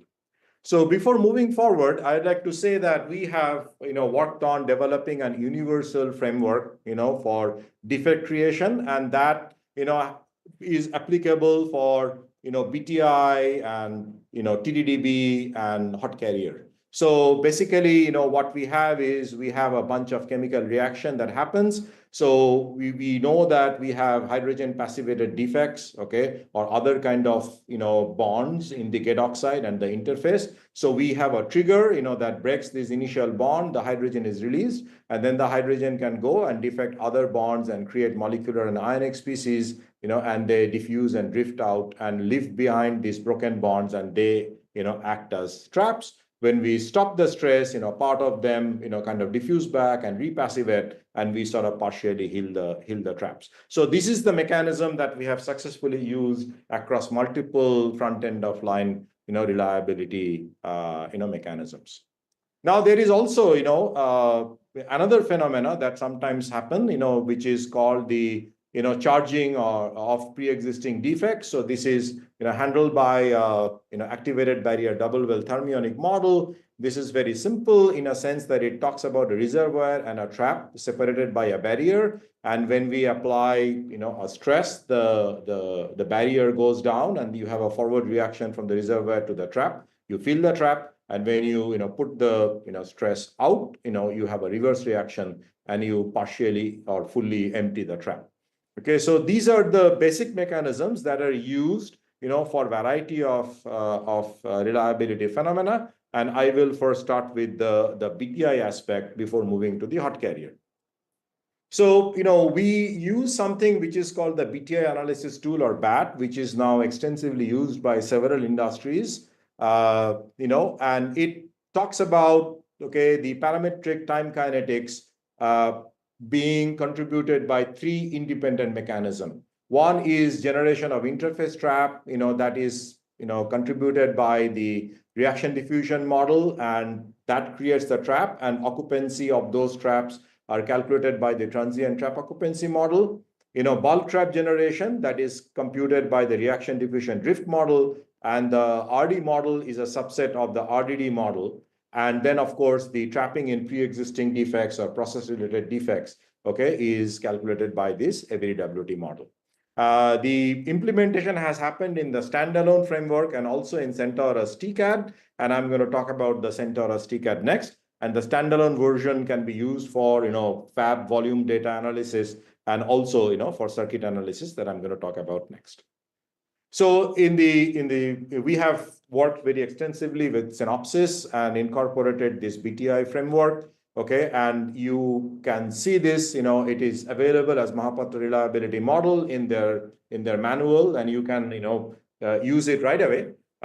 So, we use the center-as process for structure, doping, and mechanical strain, and then center-as device for BTI, the same framework that I talked about. And there are these modules called the capture emission depassivation and multi-state configuration. These modules are available in CentOS, which we have used to implement this, generic RDD model. And what we do here is we take IV traces using, the nominal IV stresses, and then we turn on the BTI, and we can do this, BTI at given different point of time and stop the stress and do the IV traces so that we can see how the thing degrades.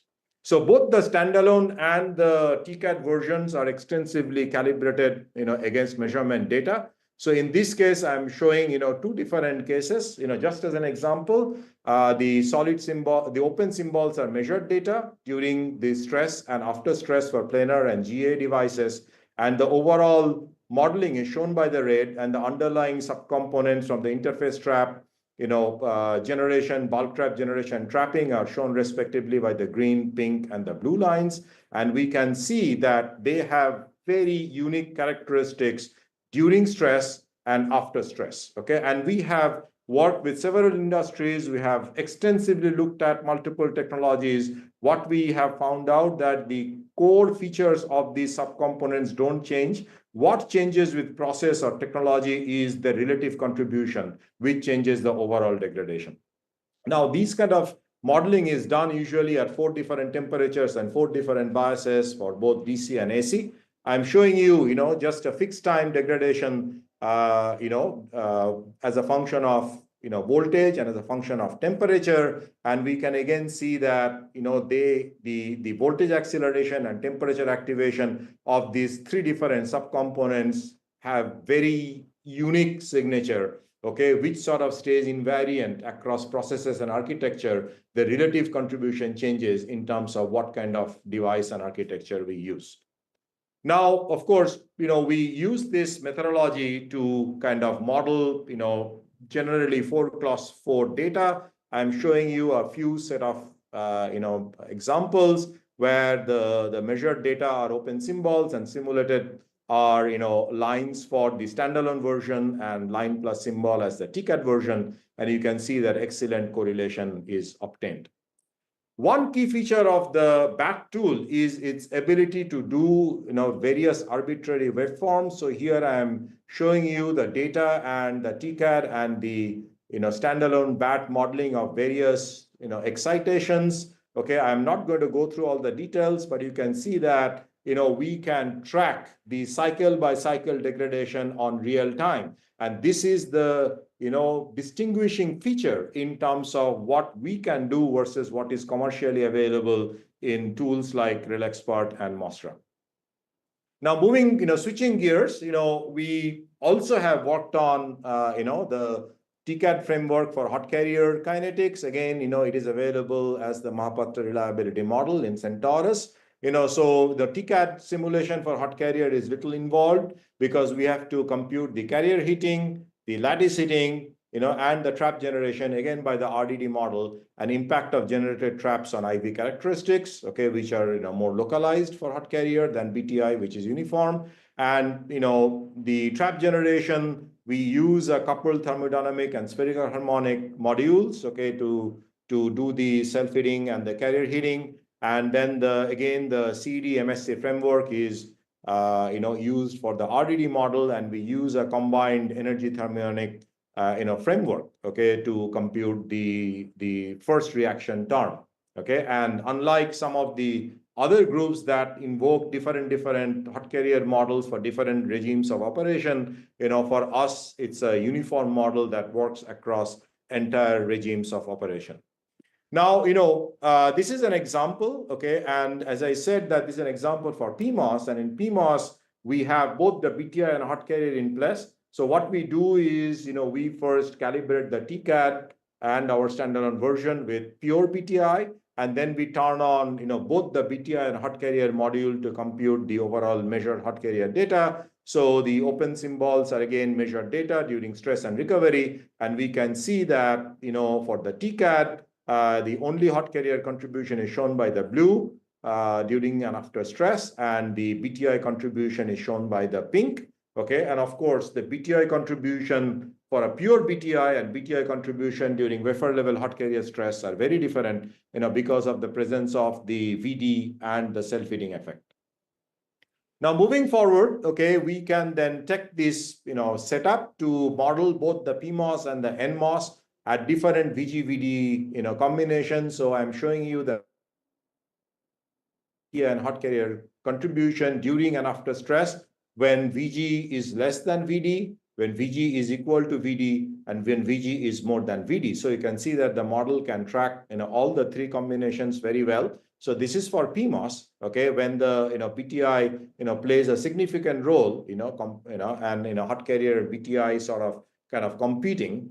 On the other hand, if I go to NMOS, it is primarily, hot carrier dominated, and you can see that the measured data at different VG-VD ratios, less than, equal to, and more than, are primarily dominated by the hot carrier, where the BTI plays kind of a less significant role, because we know that the PBTI is not a very big, factor, for the NMOS, whereas, NBTI is a big factor for PMOS. Now, again, moving forward, we have used this setup to model, different sets of data. I'm only showing you, GA data from PMOS and NMOS at different, voltages and temperature other than what I have shown before. Okay, and once we do this sort of modeling, what we can do is in TCAD, we can turn off the BTI and just use the hot carrier, and then we can calibrate the hot carrier data with hot carrier analysis tool, which is a standalone model, so that we have a completely isolated model for the BTI and the hot carrier from the device level that can take us to the circuit level.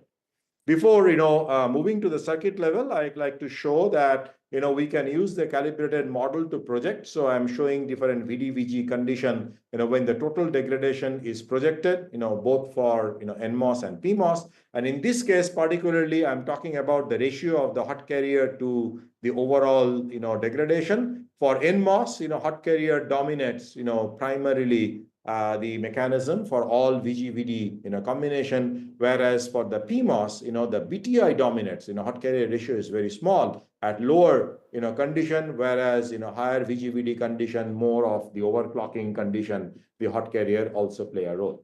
So having established a device level framework that works both as standalone and TCAD, I'm going to now move towards the circuit modeling, where I'm going to talk about the cycle by cycle simulation framework and model card calibration, and I will give you two different examples.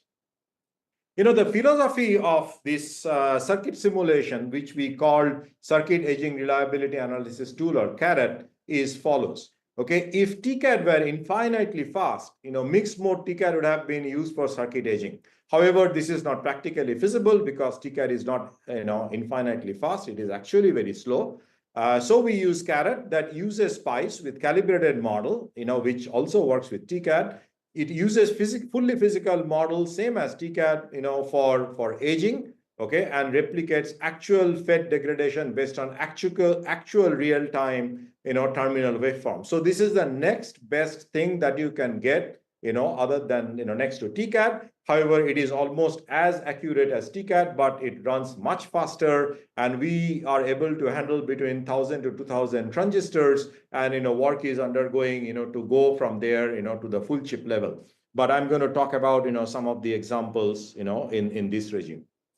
So this is the the CARAT tool flow. Okay, so what you need to do is you need to give it a particular netlist and fresh model card that comes from your PDK. Then you run your SPICE tool for presense and stress and get the fresh timing and power report. Okay, and then the tool runs the stress condition and grab and shape the FET waveforms. Okay, at all the terminals of the FETs. Okay, in the netlist. Okay, then it calculates the aging, BTI, hot carrier, and also offset. I'm not going to talk about offset.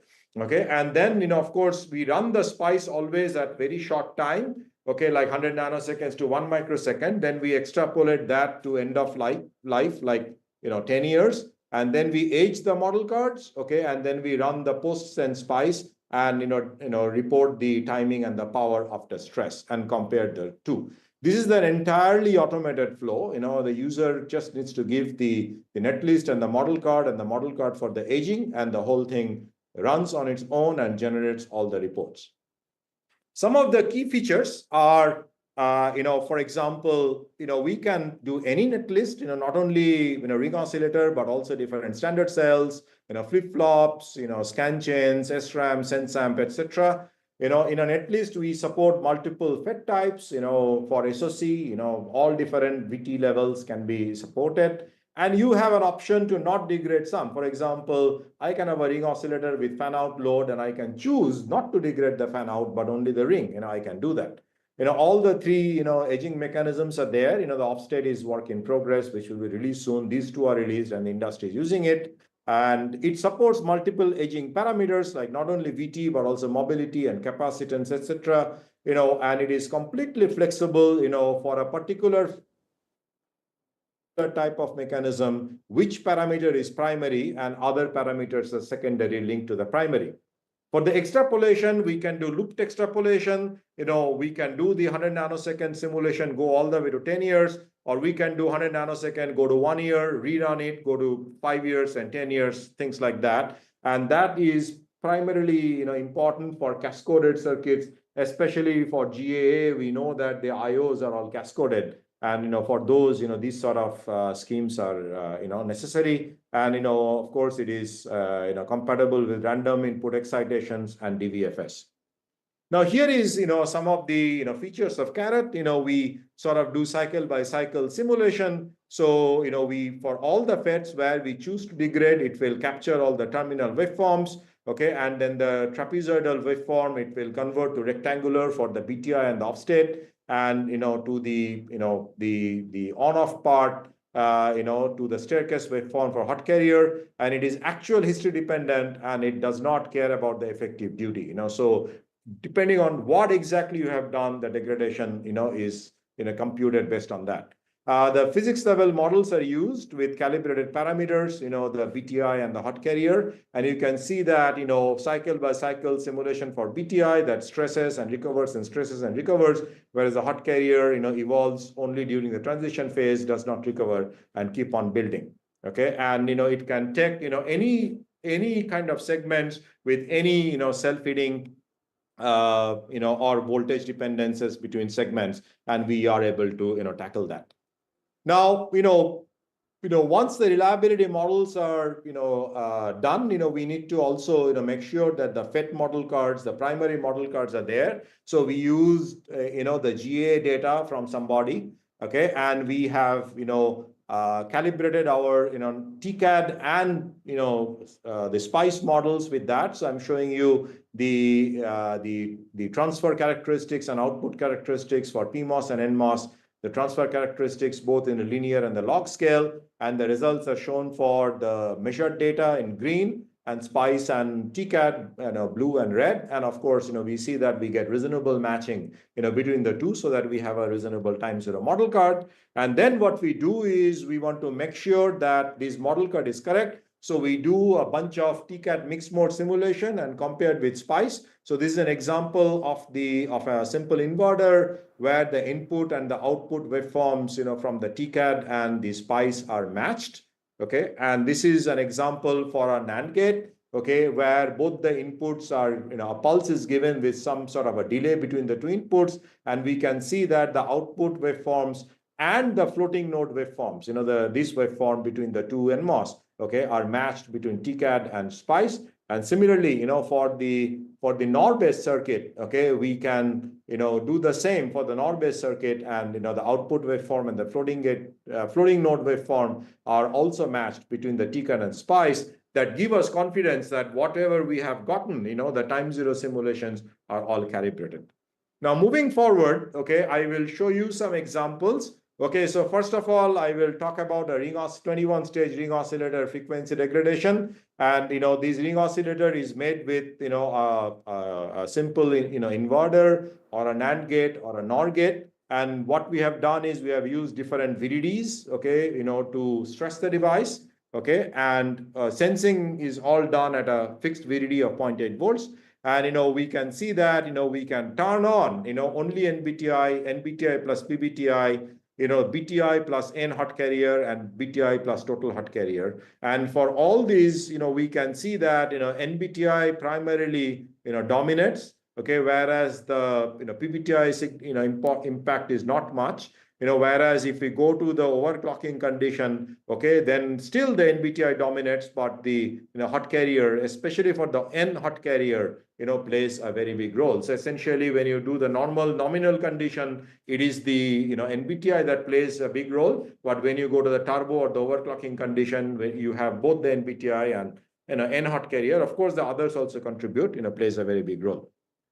Now, one thing that we can also do, because we are doing a cycle by cycle simulation, is we can simulate the dynamic, So in this case, we have, taken these, ring oscillators, and we have, ramped up the VDD, from 0.8 volt all the way to 1.4 volt and ramped down, which, you typically have a turbo and a throttle condition. And, we could see that, these different mechanisms get different amount of degradation, and we can see that, okay, and we can see that when we do this turbo throttle kind of stuff, what are the different mechanisms contributing, so that we know that how to optimize it.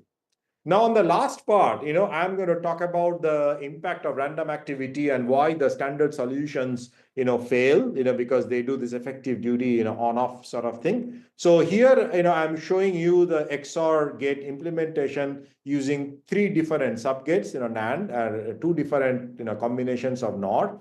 And here I am showing you, 3 different waveforms that are given to this gate, waveform A, B, and C. All of them has an effective duty of 50%. So we can give the same A waveform to both. Okay, in that case, I will say it is AA, or I can give an A and B waveform to this gate. In that case, I will say AB, and things like that. And I can also, short these two and feed it from an RO output, which will be at a more, standard uniform, 50%. So everything is 50%, except that the activity factor, the history factor is very, very different. So here is a list, okay, of the rising edge and the falling edge delay, okay, at a particular stress condition for different gates and for different waveforms, and also RO. I will not go through the slide, but I will just mention a few things. The RO-like waveform gives me a certain degradation in the rising edge and the falling edge, and I can replicate that if I have the same random waveforms, okay, at both gates, either AA or BB or CC. Okay, so this is what happens, AA or BB or CC give RO-like. But whenever I have a asymmetric waveform like AB or BC, I see that the degradation is much higher, okay, than the simple 50% RO-like waveform. So one has to be very, very careful that the rising edge, because this is predominantly only BTI and there is NBTI dominated, that is why the rising edge degradation becomes very high when I have an asymmetric waveform. Now, this is for BTI plus hot carrier. And in this case, you see that, the falling edge waveform, okay, when I turn on the hot carrier, the falling edge degradation goes up. Okay, and this is because of the hot carrier, but still the rising edge degradation is much more than the falling edge, because it is still dominated by the BTI, and for PMOS BTI and NBTI, and we can see that this different activity factor plays a very, very important role. Okay, and we cannot do the standard blanket 50% duty or simulation. Of course, if you put in the DC guard band, you will be in a worst case. Okay, and will be very hard pressed in qualifying your technology. Now, this brings me to the end of the talk. So we have a universal framework for BTI and hot carrier, and it depends on the initial trigger, and and it can calculate the evolution of defects or charges in time. And we have a TCAD and standalone physical models. The standalone model and the TCAD are exactly the same, except that the TCAD is 3D, standalone is 1D. We have implemented, and the standalone is used for SPICE. We have the quantum corrected effects for the TCAD, which is not there for standalone. So the parameter calibration is slightly different, but their kinetics and the overall physics is exactly the same. and it is very easy to cross-calibrate with TCAD and standalone. We do not have to spend any time in developing and recalibrating the aging compact models. And we have the history-aware circuit simulation so that we can do this history-aware simulation, and the effective duty simulation is error-prone, and we can also handle complex DVFS waveforms which are usually seen for different activity factors for AI HPC workload. And last but not the least, we are working to bring this R factor in the PPA in the DTCO flow. So with that, I'd like to thank you for your attention. Thank you. Thank you very much, Professor Mahapatra. Your frame of connecting device level reliability to circuit level design is a great example of how research can directly guide the practical engineering. So it's very impressive. Thanks again. Okay, thank you. And we are going to have a Q&A session for both the session two speakers. If there are some questions, please put your questions in the YouTube chat box. And we have a question from yesterday. It goes to the Professor Mahapatra. The question from Professor Jae-Hong Lee from Seoul National University. In the future semiconductor industry, which strategy India will choose and focus on? Software tools, fabless, manufacturing, or foundry? Sorry, I could not follow the question. Can you please repeat? This Indian industry will be using? So in the future semiconductor industry, which strategy India will choose and focus on? Which area? Software tools, fabless, manufacturing, or foundry? That's the question. Okay, this question is not for me. This is for the industry to comment. But I would like to say that, my group has been working on developing this tool, and I work extensively with industries. At this point of time, everybody is outside India, primarily US, but also, in Korea, and I work with Samsung, the memory division in Korea. So all this work is in close collaboration with various industries. So we kind of try to fill in the gap where the industry has, and therefore they value this kind of perspective. Okay, and so even the EDA industry has now come up with model which they have. I'm very honored to share that they have named those reliability models as Mahapatra model, which is available in Centaurus TCAD. So the device level models are in place. Industries are using it, and the circuit level models also. The beta version we are working with a few industries. And as far as Korea is concerned, I'm already working with one, and I will be happy to work with others. And also academia, worldwide. So anybody who'd like to use this setup, I will be very happy to collaborate. Okay, thank you very much. The question is to Mr. Cho. How does the Semi 5 ensure IP quality and integration speed when working with geographically distributed the design teams in Korea and India?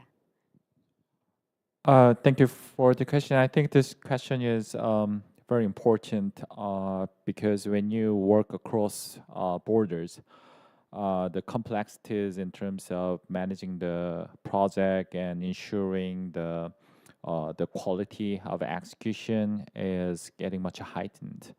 And many people tends to emphasize and focus on how to manage the process of projects, like how to make program managers to closely monitor and follow the execution of each components of the project. But I think while this kind of project management is important, I think many more important things comes even before that. So first of all, I believe the roles and responsibilities must be very clear.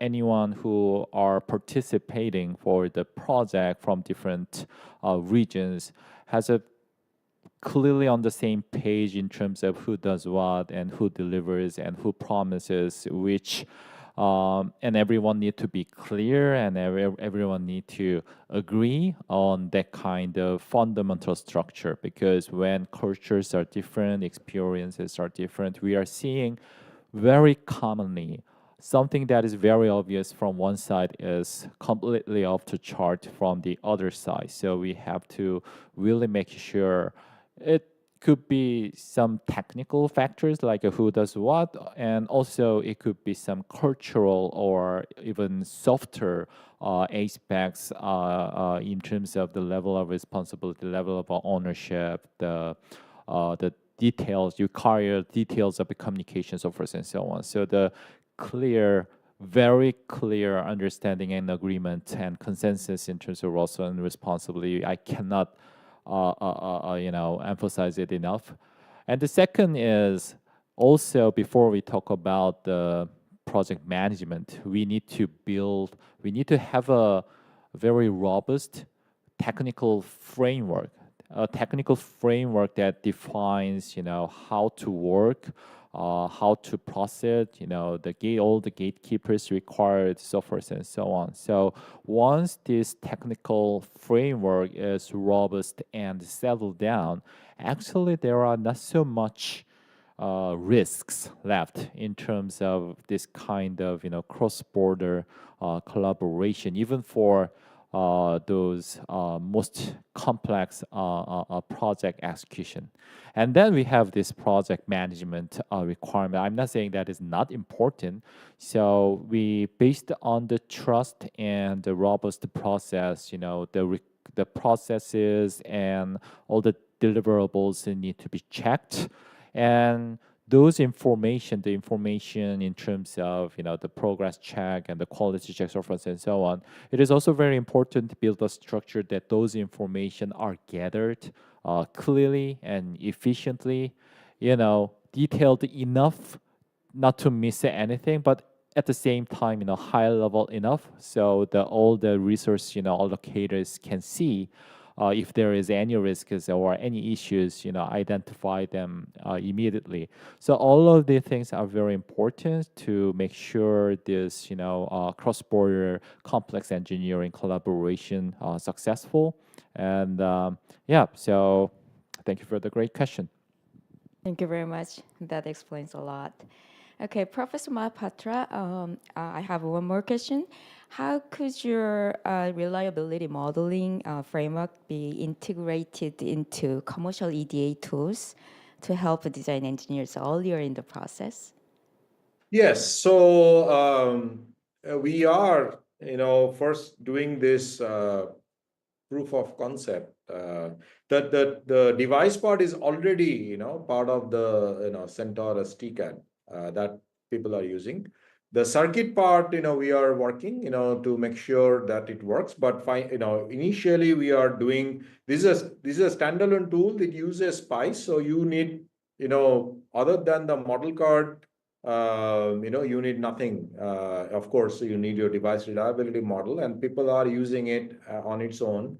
And then the question is, we have to talk to the synopsises and cadences, so that it can be, integrated in some form through their respective tools. So that is the next step. It requires a few, other discussions beyond technical discussions, but anybody who wants to use it, and people are using it, can use this tool on its own. All you need is a netlist and the transistor model cards and the rel model, the edging model parameters, and there is a way we do that. So as of now, those who want to work, we can enable. And as I have given one example from Korea, we have already enabled a few things, with them, and with others, of course, the circuit part is going very well.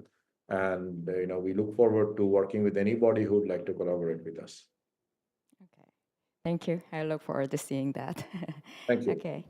Mr. Cho, what are the key IP blocks or subsystems you see as most critical for AI accelerations in the next 3 years? Do you have any idea?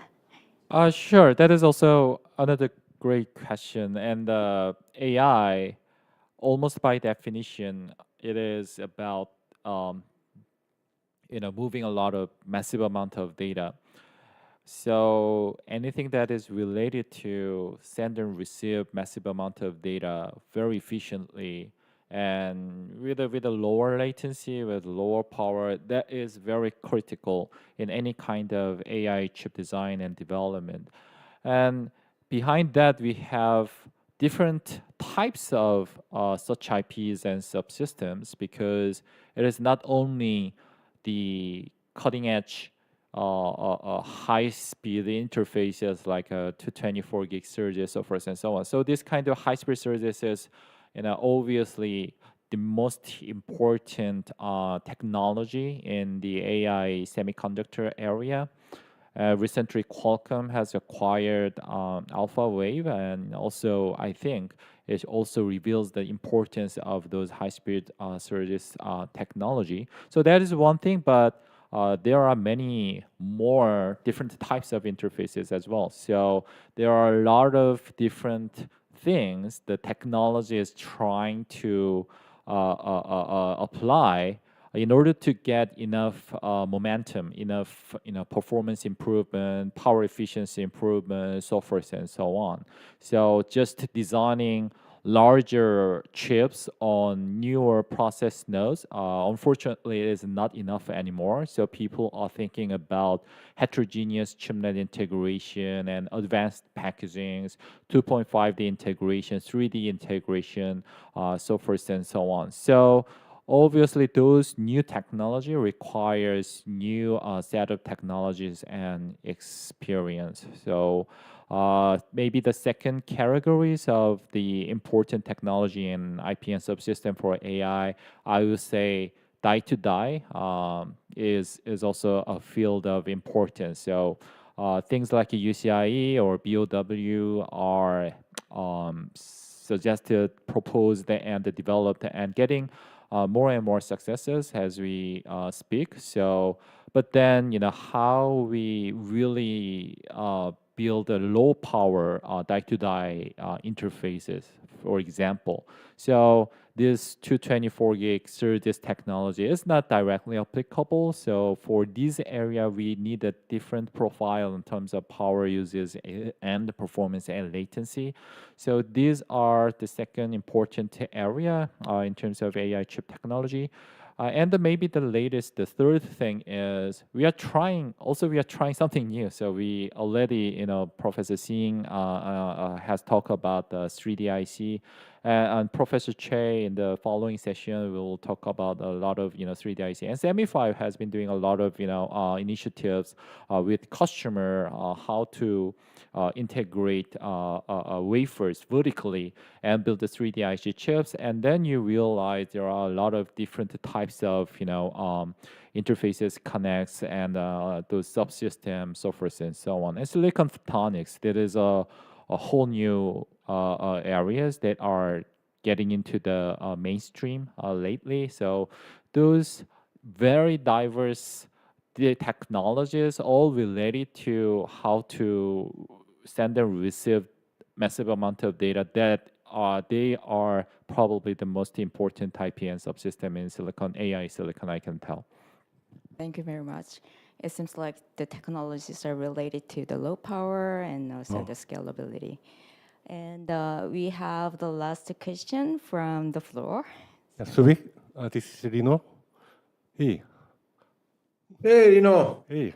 How do you think the application of 2D materials replacing the silicon in the GAA FET in terms of reliability? It's a very good question. I think the 2D material oxide quality is not that good, and therefore they suffer from a lot of trapping. So we need to see what happens when the 2D material oxides scale down to the whatever we are using in the state of the art, and then see whether that can be made better. So yeah, whatever I have seen a little bit, the 2D material as of now has very, very poor reliability, primarily because of poor, oxide quality. So the quality needs to be fixed first, and then we can see, how reliability works. Same for the all the oxide semiconductors, that people are using for, low temperature fed back-end DRAM and that kind of stuff. The same problem, they all suffer from even, the IGZO sort of stuff. Even for normal DRAM, people say that the access transistor can be replaced, if the PBTI problem can be solved, and that looks like the, big issue at this point of time, mostly quality, not so much on reliability. I mean, of course, reliability, but that comes from the quality, to begin with. Okay, thank you. Thank you. Thank you very much. That concludes the session 2. Thank you. Thank you. Okay, we now begin our roundtable discussion, semiconductor manufacturing and collaboration opportunities.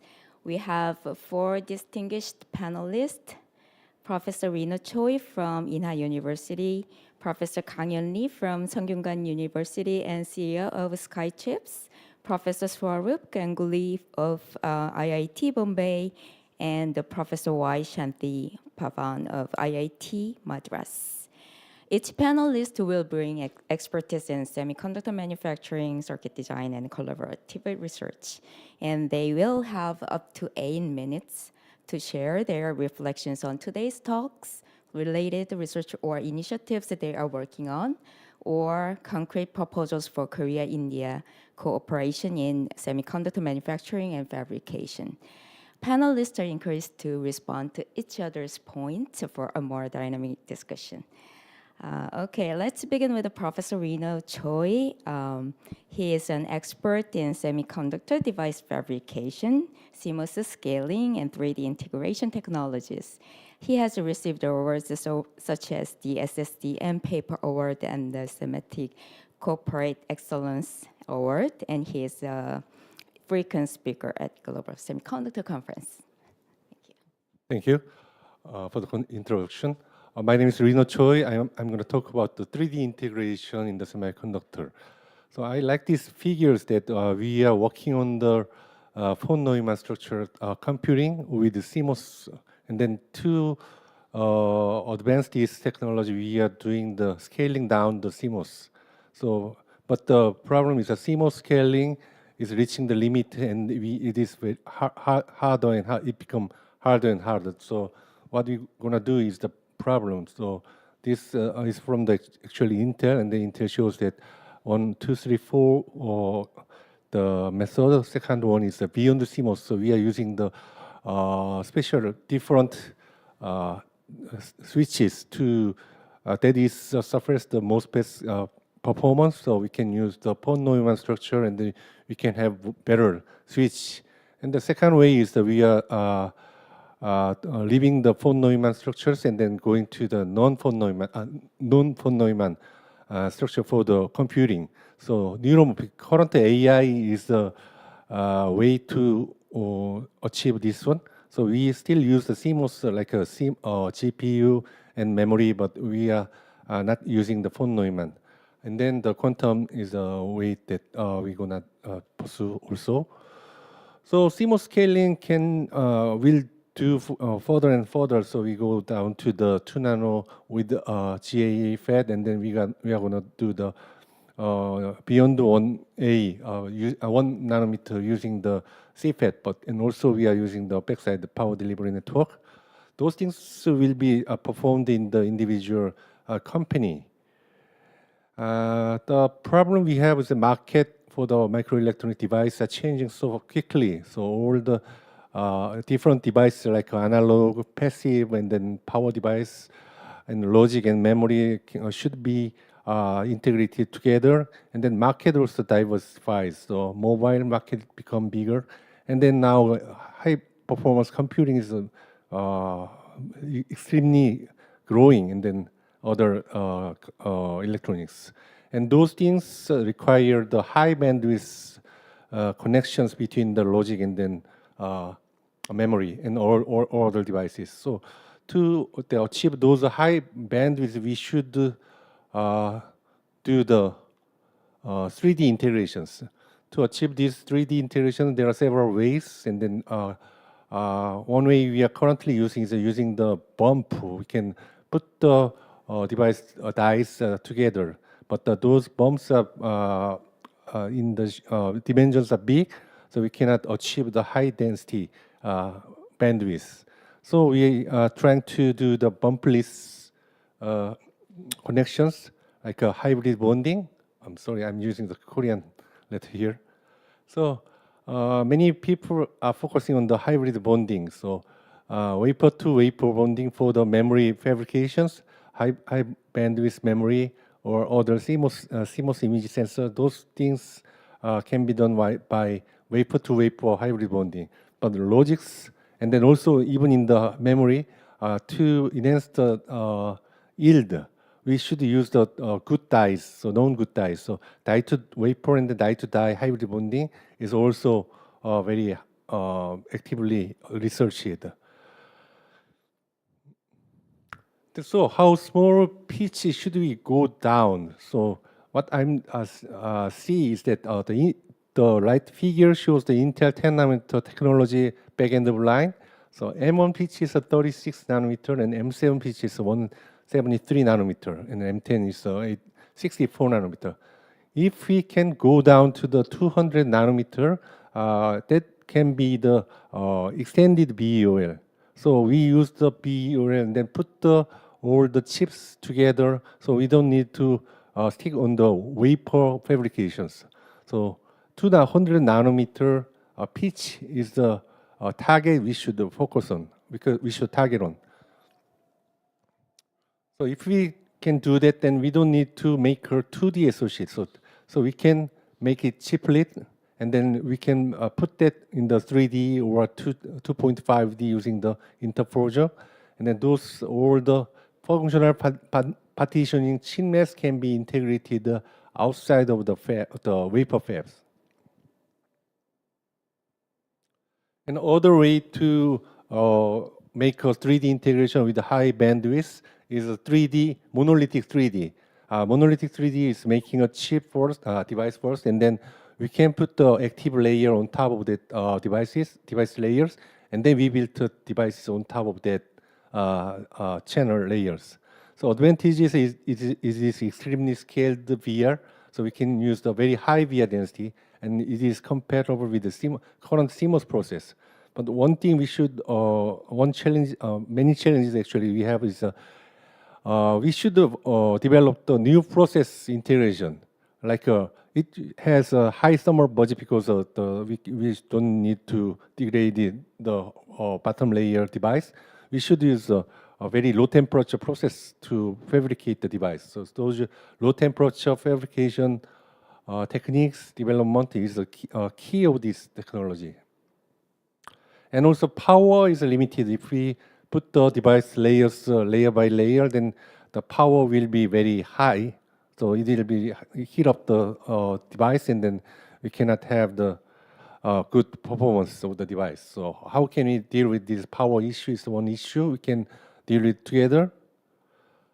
And then off-chip communication. So we are now using the co-optics, optical communication. So you don't know, so off-chip communication using the optical communication, silicon photonics or any photonics is one thing that we can collaborate together.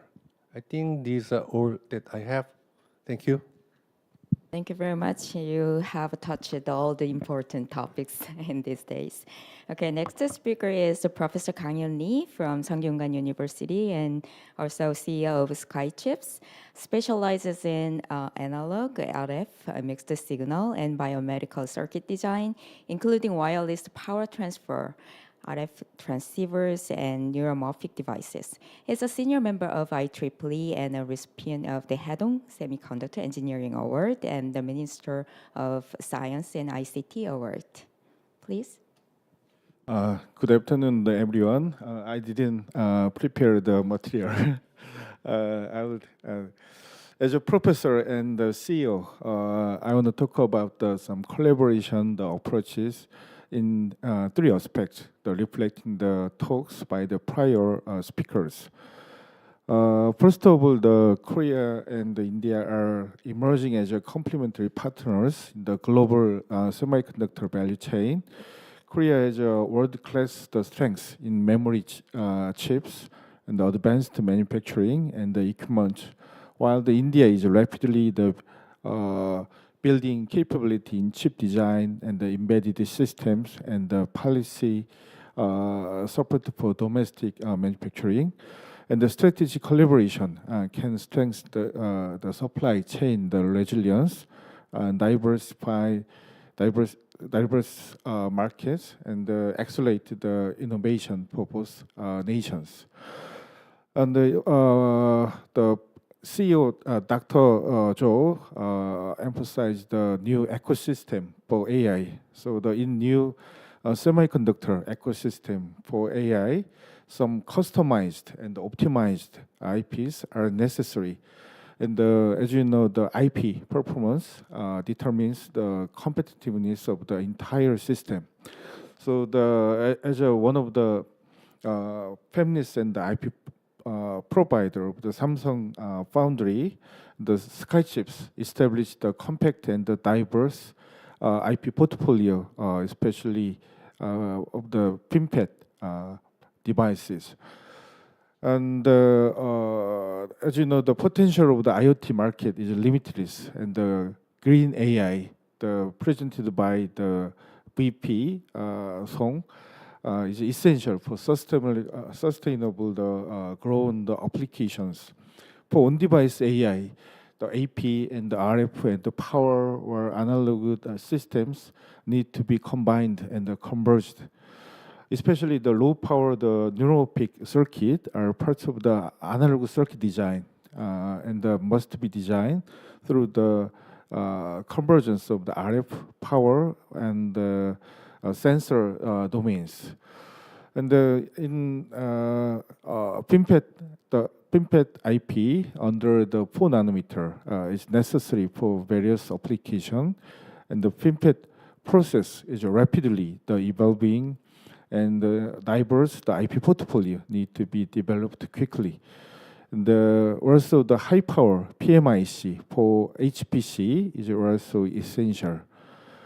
And as a collaboration, the approach, the leveraging the advanced technology and the manufacturing expertise is needed. And the Korean semiconductor company need to consider forming the strategic partnership with the Indian the companies and jointly developing products. And maybe the joint venture with major Indian companies enable rapid market entry and align with the and the India's market size is among the largest in the world, and the Korean semiconductor company can strategically leverage the Indians the growing semiconductor ecosystem through the target the partnership and the integration into the local supply chain. Also, the human resource is very important in designing the IC, and some exchanging design and the R&D center in technical hubs in India will facilitate the access to the skilled human resources. We need to train the human resources needed by the industry and develop the practical skills through the on-site training.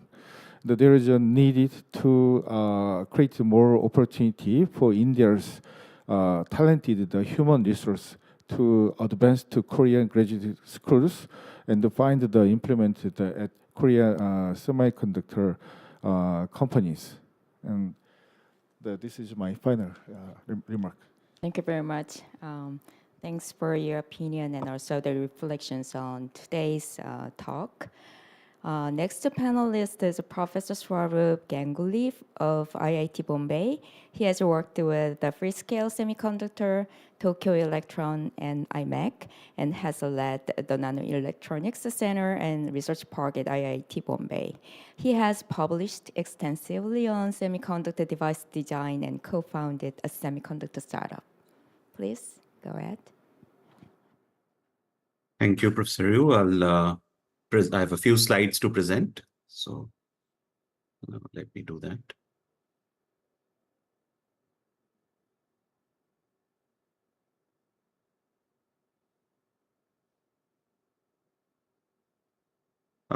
Is my slide visible? Yes. Okay, thank you. So first, let me thank you, Professor Ryu, for moderating the session, and thanks to the organizers from our side, the Indian National Academy of Engineering, for having me here in this important dialogue. I looked for inspiration from this lofty speech from an American president from yesteryear about what together we can do. And after about 8-9 minutes, I'll come back to some specific suggestions. And the speakers before me have already come up with some very good ideas. So we'll look to take those forward. My name is Swarup Ganguly, and I'm with the Department of Electrical Engineering and with our new Center of Semiconductor Technologies at IIT Bombay. What I'm showing you on this slide is from a report by a leading science and technology think tank in the US from last year. And they were looking to scope out the possibilities of the Indian ecosystem. And what you will see here is these verticals. So India has around Bangalore, as we heard earlier, a lot of design houses from semiconductor companies from around the world. Similarly, from wafer fabrication equipment makers, they have some operations here in India. When it comes to manufacturing, these are government players. The private sector in manufacturing is just beginning to come up. Particularly starting with packaging, but I'll talk about that in a little more detail in 1 minute. And Professor Shanti Pavan is our national expert on design. He will talk about that. When it comes to research, this pre-competitive research vertical, these two, DRDO is actually our National Labs for Defense. This CMET is again a national lab for electronic materials. And the top one here, SENSE, is from the Indian Institute of Science, and this is IIT Bombay. Actually, our research ecosystem in semiconductors is richer, has more players than this suggests. In the next slide, I will tell you why it's just these two that came up on the radar for this think tank. The reason is that when the first semiconductor fabrication labs were being created by our Ministry of Electronics back in 2006, they were created, the first of these were created at Indian Institute of Science in Bangalore and IIT Bombay. So these are the biggest ones with the biggest scale, more people, and sort of proportionately more research publications, etc., particularly when it comes to semiconductor fabrication and manufacturing side, which is why they come up. But now, over the last more than a decade, there are similar facilities created at IIT Delhi, IIT Guwahati, IIT Kharagpur, and IIT Madras. And we are actually nicely networked. We are required by the ministry to keep our research facilities open for academic researchers across the country through a unique program called the Indian Nanoelectronics Users Program, which has, it started with IISc and IIT Bombay since 2008. And now all these other facilities are also part of it. And since then, this program has resulted in over 700 PhDs in other universities. I'll talk about this program in a minute. The unique feature here is that we were able to facilitate research level talent in universities across India where there weren't any facilities like this. That apart, there are strong semiconductor-related research groups at major research institutions like TIFR at Bombay, in Mumbai, JNCSR in Bangalore, other IITs, Indian Institute of Science Education and Research, and other institutes. Our ecosystem, this is not the academic research ecosystem, but overall our semiconductor ecosystem includes, and these were the pictures we had on the previous slide, some small volume production fabs that mostly cater to our defense and space agencies. And I'll talk about the commercial ones that are coming up now. But I also wanted to share with you that the India Semiconductor Mission, which is now driving the semiconductor roadmap for India, they are starting new programs for hands-on fabrication training at larger scales than we have been able to do so far. And our Ministry of Education, again, taking a lead from the Semiconductor Mission, has started a nationwide, very coordinated program to enable research-level talent development for the industry. And when I say the industry, India's roadmap for talent development defined by the Semiconductor Mission caters not just to the industry that we foresee will come up in India, but recognizing the global nature of this industry and global supply chains, it assumes, our roadmap assumes that India will be producing talent for the world, actually. Now, in all this, I must highlight one missing piece, which is that we don't have pilot scale research fabs in India yet, like IMEC, where I used to work. And I know that that is something which you have in Korea, and that can be a very good sort of facilitator for collaboration. I want to come back to that point towards the end. So I'll take a minute to tell you about this Indian Nanoelectronics Users Program. This is the map of India.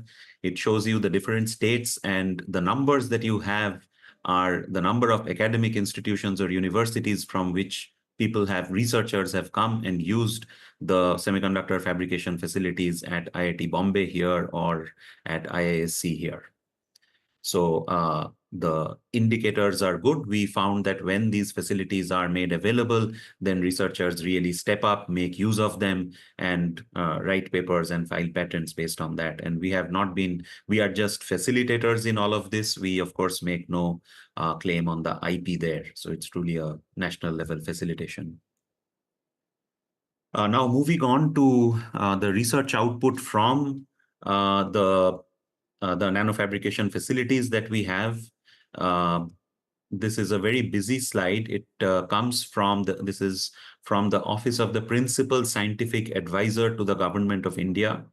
It shows from, this is data from the IEEE electron device letters and IEEE transactions on electron devices, how the IIT system as a whole is doing. So this is a large aggregate. There are 23 IITs now.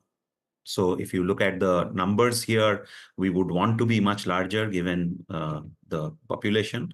But okay, we find that the publication and patent numbers are now rising. But the gap that I want to highlight, and again, which can be what brings us together, is that we want to see higher industrial impact of the research that is happening. You have heard from my colleague, Professor Shauvik Mahapatra. You will hear from Professor Shanti Pavan. They have exceptional connect with the industry and impact of their work on the industry. But these are exceptions, and we want it to, from an ecosystem perspective, we want this to become the rule that academic research really goes and enables industry, the semiconductor industry in India and globally.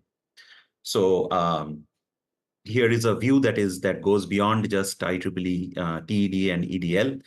This is from a Chinese source, and it talks about the leading countries in terms of publications in English in chip design and fabrication. You get a similar feel that the numbers look good, but this is where very frankly speaking, from the Indian perspective, ecosystem perspective, we have work to do.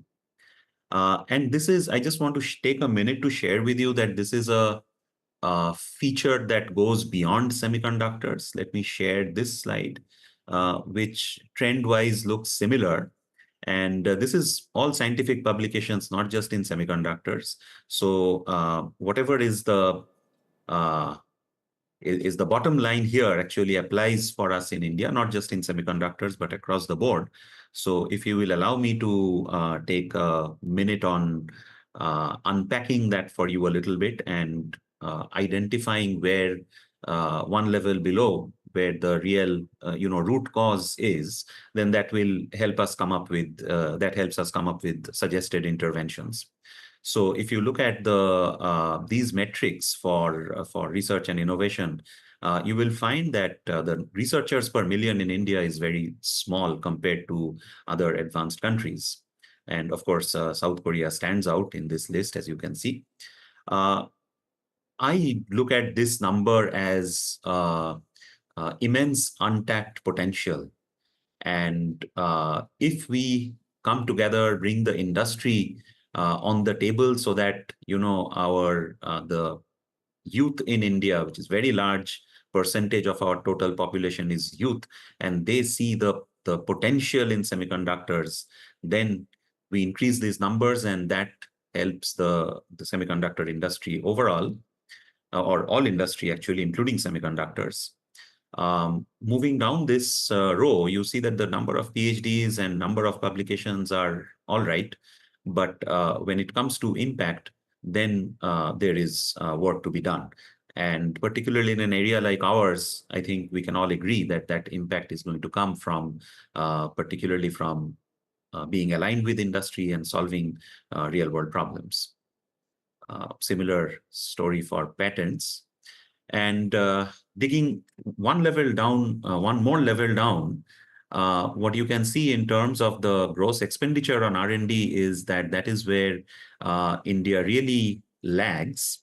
But this is a well-known problem now, and India has come up with interventions, a new National Research Foundation, which seeks to address this spending gap and is really incentivizing industry to increase their proportion of spending by coming up with leveraged funding and co-spending models. So this is a we hope that this will be transformative, and not just in semiconductors, but across the board. So some of these things are on the cards. Let me talk about now this brings me to the semiconductor industry in India. Around the time of COVID, people realized, or before that, people started realizing that this is strategic and has to be treated as such. So everywhere around the world, South Korea, of course, and US, Japan, EU, there were moves to really build up the semiconductor ecosystem or boost the semiconductor ecosystem. India came out with the semiconductor mission, which has very friendly incentive schemes, unprecedented industrial incentive schemes actually in independent India's history to get semiconductor manufacturing started in India. And India's journey is starting with ATMP, with packaging. And earlier, of course, one would think of packaging as somewhat sort of lower end and lower value add work. But now what we heard today with advanced packaging for AI, and also another dimension, which is packaging for the wide bandgap based power devices that are coming up, which is again very important for both automotive and AI data centers. So packaging is now looks like a high-end, high value-add work. So it's we are. I mean, I would count myself very happy that India's journey is beginning with ATMP. There is one fab which is coming up. This is by a major Indian conglomerate called the Tatas, in partnership with a Taiwanese semiconductor company. And today is a little bit special because yesterday, 4 more schemes got announced by the central government for support. These are ATMP. There is one on silicon carbide, and this one is on on discrete power devices. And yeah, this is highlighted because this company is starting through a partnership with a South Korean company. So I think this is my last slide, and I have some specific suggestions now on what we can do together. And I think I'll be reiterating some of the ideas which were floated earlier by my colleagues. So one is inter-university joint and dual degree programs. I have appended this picture here in terms of engineering graduates that we produce in the thousands. We should really add together electronics and electrical and take a fraction of that to see to get a sense of the semiconductor side. But of course, semiconductor engineers come from other disciplines as well, mechanical, chemical, some from computer science. So besides degree programs, so what would really sort of motivate and incentivize Indian professors and their PhD students to get into these dual programs? One is industrial support for such programs. And we can look at both the very rich Korean industrial ecosystem and the new upcoming Indian ecosystem to step in and support these programs. And the last point that I have goes back to a gap which I had highlighted, is that when it comes to semiconductor device fabrication related research, then in India today we don't have research fabs like you do. I was looking up the Korea Nanofabrication Center, which would let us do very advanced, which has like pilot line like facilities to enable us to do very advanced device process integration. So access to such facilities for faculty and students who get into these programs would be a very attractive enabler. So I'll end by saying that we look forward to India-South Korea teamwork to produce talent that will be industry ready. And again, by industry, I mean the semiconductor industry in India and in Korea and the rest of the world. So with that, I will end and I'll stop sharing. Thank you all again. Thank you very much, Professor Ganguly. You're sharing very important topic today for the collaboration each other. And final panelist is Professor Y. Shanti Pavan of IIT Madras. He is a renowned circuits and systems researcher, recipient of the Shanti Swamp Fatnagar Award and IEEE Darlington Best Paper Award. He has served as editor-in-chief of IEEE Transactions on Circuits and Systems 1 and is a fellow of INAE, INSA, and IEEE. Please go ahead.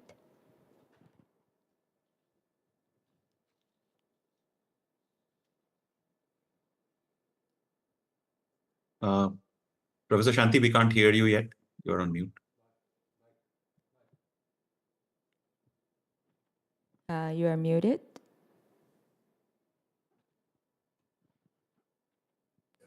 Okay, thank you. So I think we're behind schedule, so let me quickly wrap up this session. So as you can, I think the speakers who come before me have said much of what I wanted to say. So the Indian design ecosystem is, we have the 23 Indian Institutes of Technology and the 31 National Institutes of Technology. All of these have master's programs in VLSI design. And the graduates of these programs feed manpower into a whole bunch of multinational design companies. Professor Swaroop did show a lot of logos. So TI, Analog Devices, NXP, Samsung, Qualcomm, Infineon, you name it. You have their arms in India, both mainly concentrated in Bangalore and near Delhi, Noida. There are also startups coming up thanks to the government's incentive schemes. And again, all these are fed by graduates from the higher education institutions in the country. As Professor Swarup mentioned, we have a lot of engineers being produced yearly. And as far as the university design ecosystem is concerned, access to CAD tools in most of the universities is provided by the Ministry of Electronics and Information Technology at no cost to the university. And the groups that actually fabricate chips access fabs like TSMC, UMC, XFab, AMS, etc., through services which through aggregators like Europractice and Muse. They collect designs from multiple universities, put them together on a reticle, send them for fabrication, get the chips back, dice them, package them, and supply them back to us. We also have an Indian fab called the Semiconductor Complex in Chandigarh in India. They also run limited runs once in a while. Packaging, of course, we have some access to local packaging houses, but for prototype quantities, the support is limited. Now, as far as university design education is concerned, like all universities, we have thesis and non-thesis options at the master's level. We have several industry-sponsored master's programs where students come, do their coursework in the university, and then go off and do their research at the industry, where they work on industry-relevant problems. Many institutes in India also offer the so-called executive master's programs, where people working in companies can upskill themselves and get a master's in, say, VLSI design. These are programs which are enabled by, through Zoom or any other platform like that. The attractiveness of this to the industry is that their employees don't have to come and physically spend time at the university. They can take these courses as they're working there, and that's a very attractive aspect of these programs. And of course, we have the PhD programs in all aspects of science and technology. I'd like to especially mention the National Program on Technology Enhanced Learning, which is basically which was an initiative started about 25 years ago, where all basic and advanced courses in all areas of science and technology have been video recorded and put online for free. And this is heavily used as training material in several companies, both in India and abroad. Now, how can we collaborate? Well, I believe the most important thing for collaboration is trust. So first, I think we should start small. Faculty and student exchange, then joint projects sponsored by industry, perhaps, and organize industry-sponsored short courses and workshops. Then potential, if things work out, then joint degree programs. Foundry access is something that would be useful. And likewise, access to advanced packaging of prototypes. I think this is what I had to say. I'm sure what I've said, a lot of it has been covered by prior speakers. And since we are running late, I'll stop now. Thank you very much for your time and attention. Thank you. Thank you so much. For the discussion for the panel, maybe if you have any question each other, then you can freely to ask. Okay, Professor Choi. Hello, Sir Solu. How are you? Rino Choi here. Good to see you again. Yeah, actually, I'm quite surprised that I saw the presentation. There is a R&D expenditure. Is a rate of your total GDP is 0.68. Is that correct? Yes, it is correct, unfortunately. And that is what the Indian government is now really trying to address in a very big way through the the National Research Foundation itself is a new thing.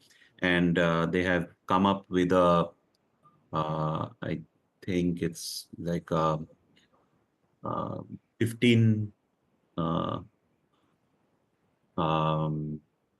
$15 billion fund which will sort of co-fund industry relevant work.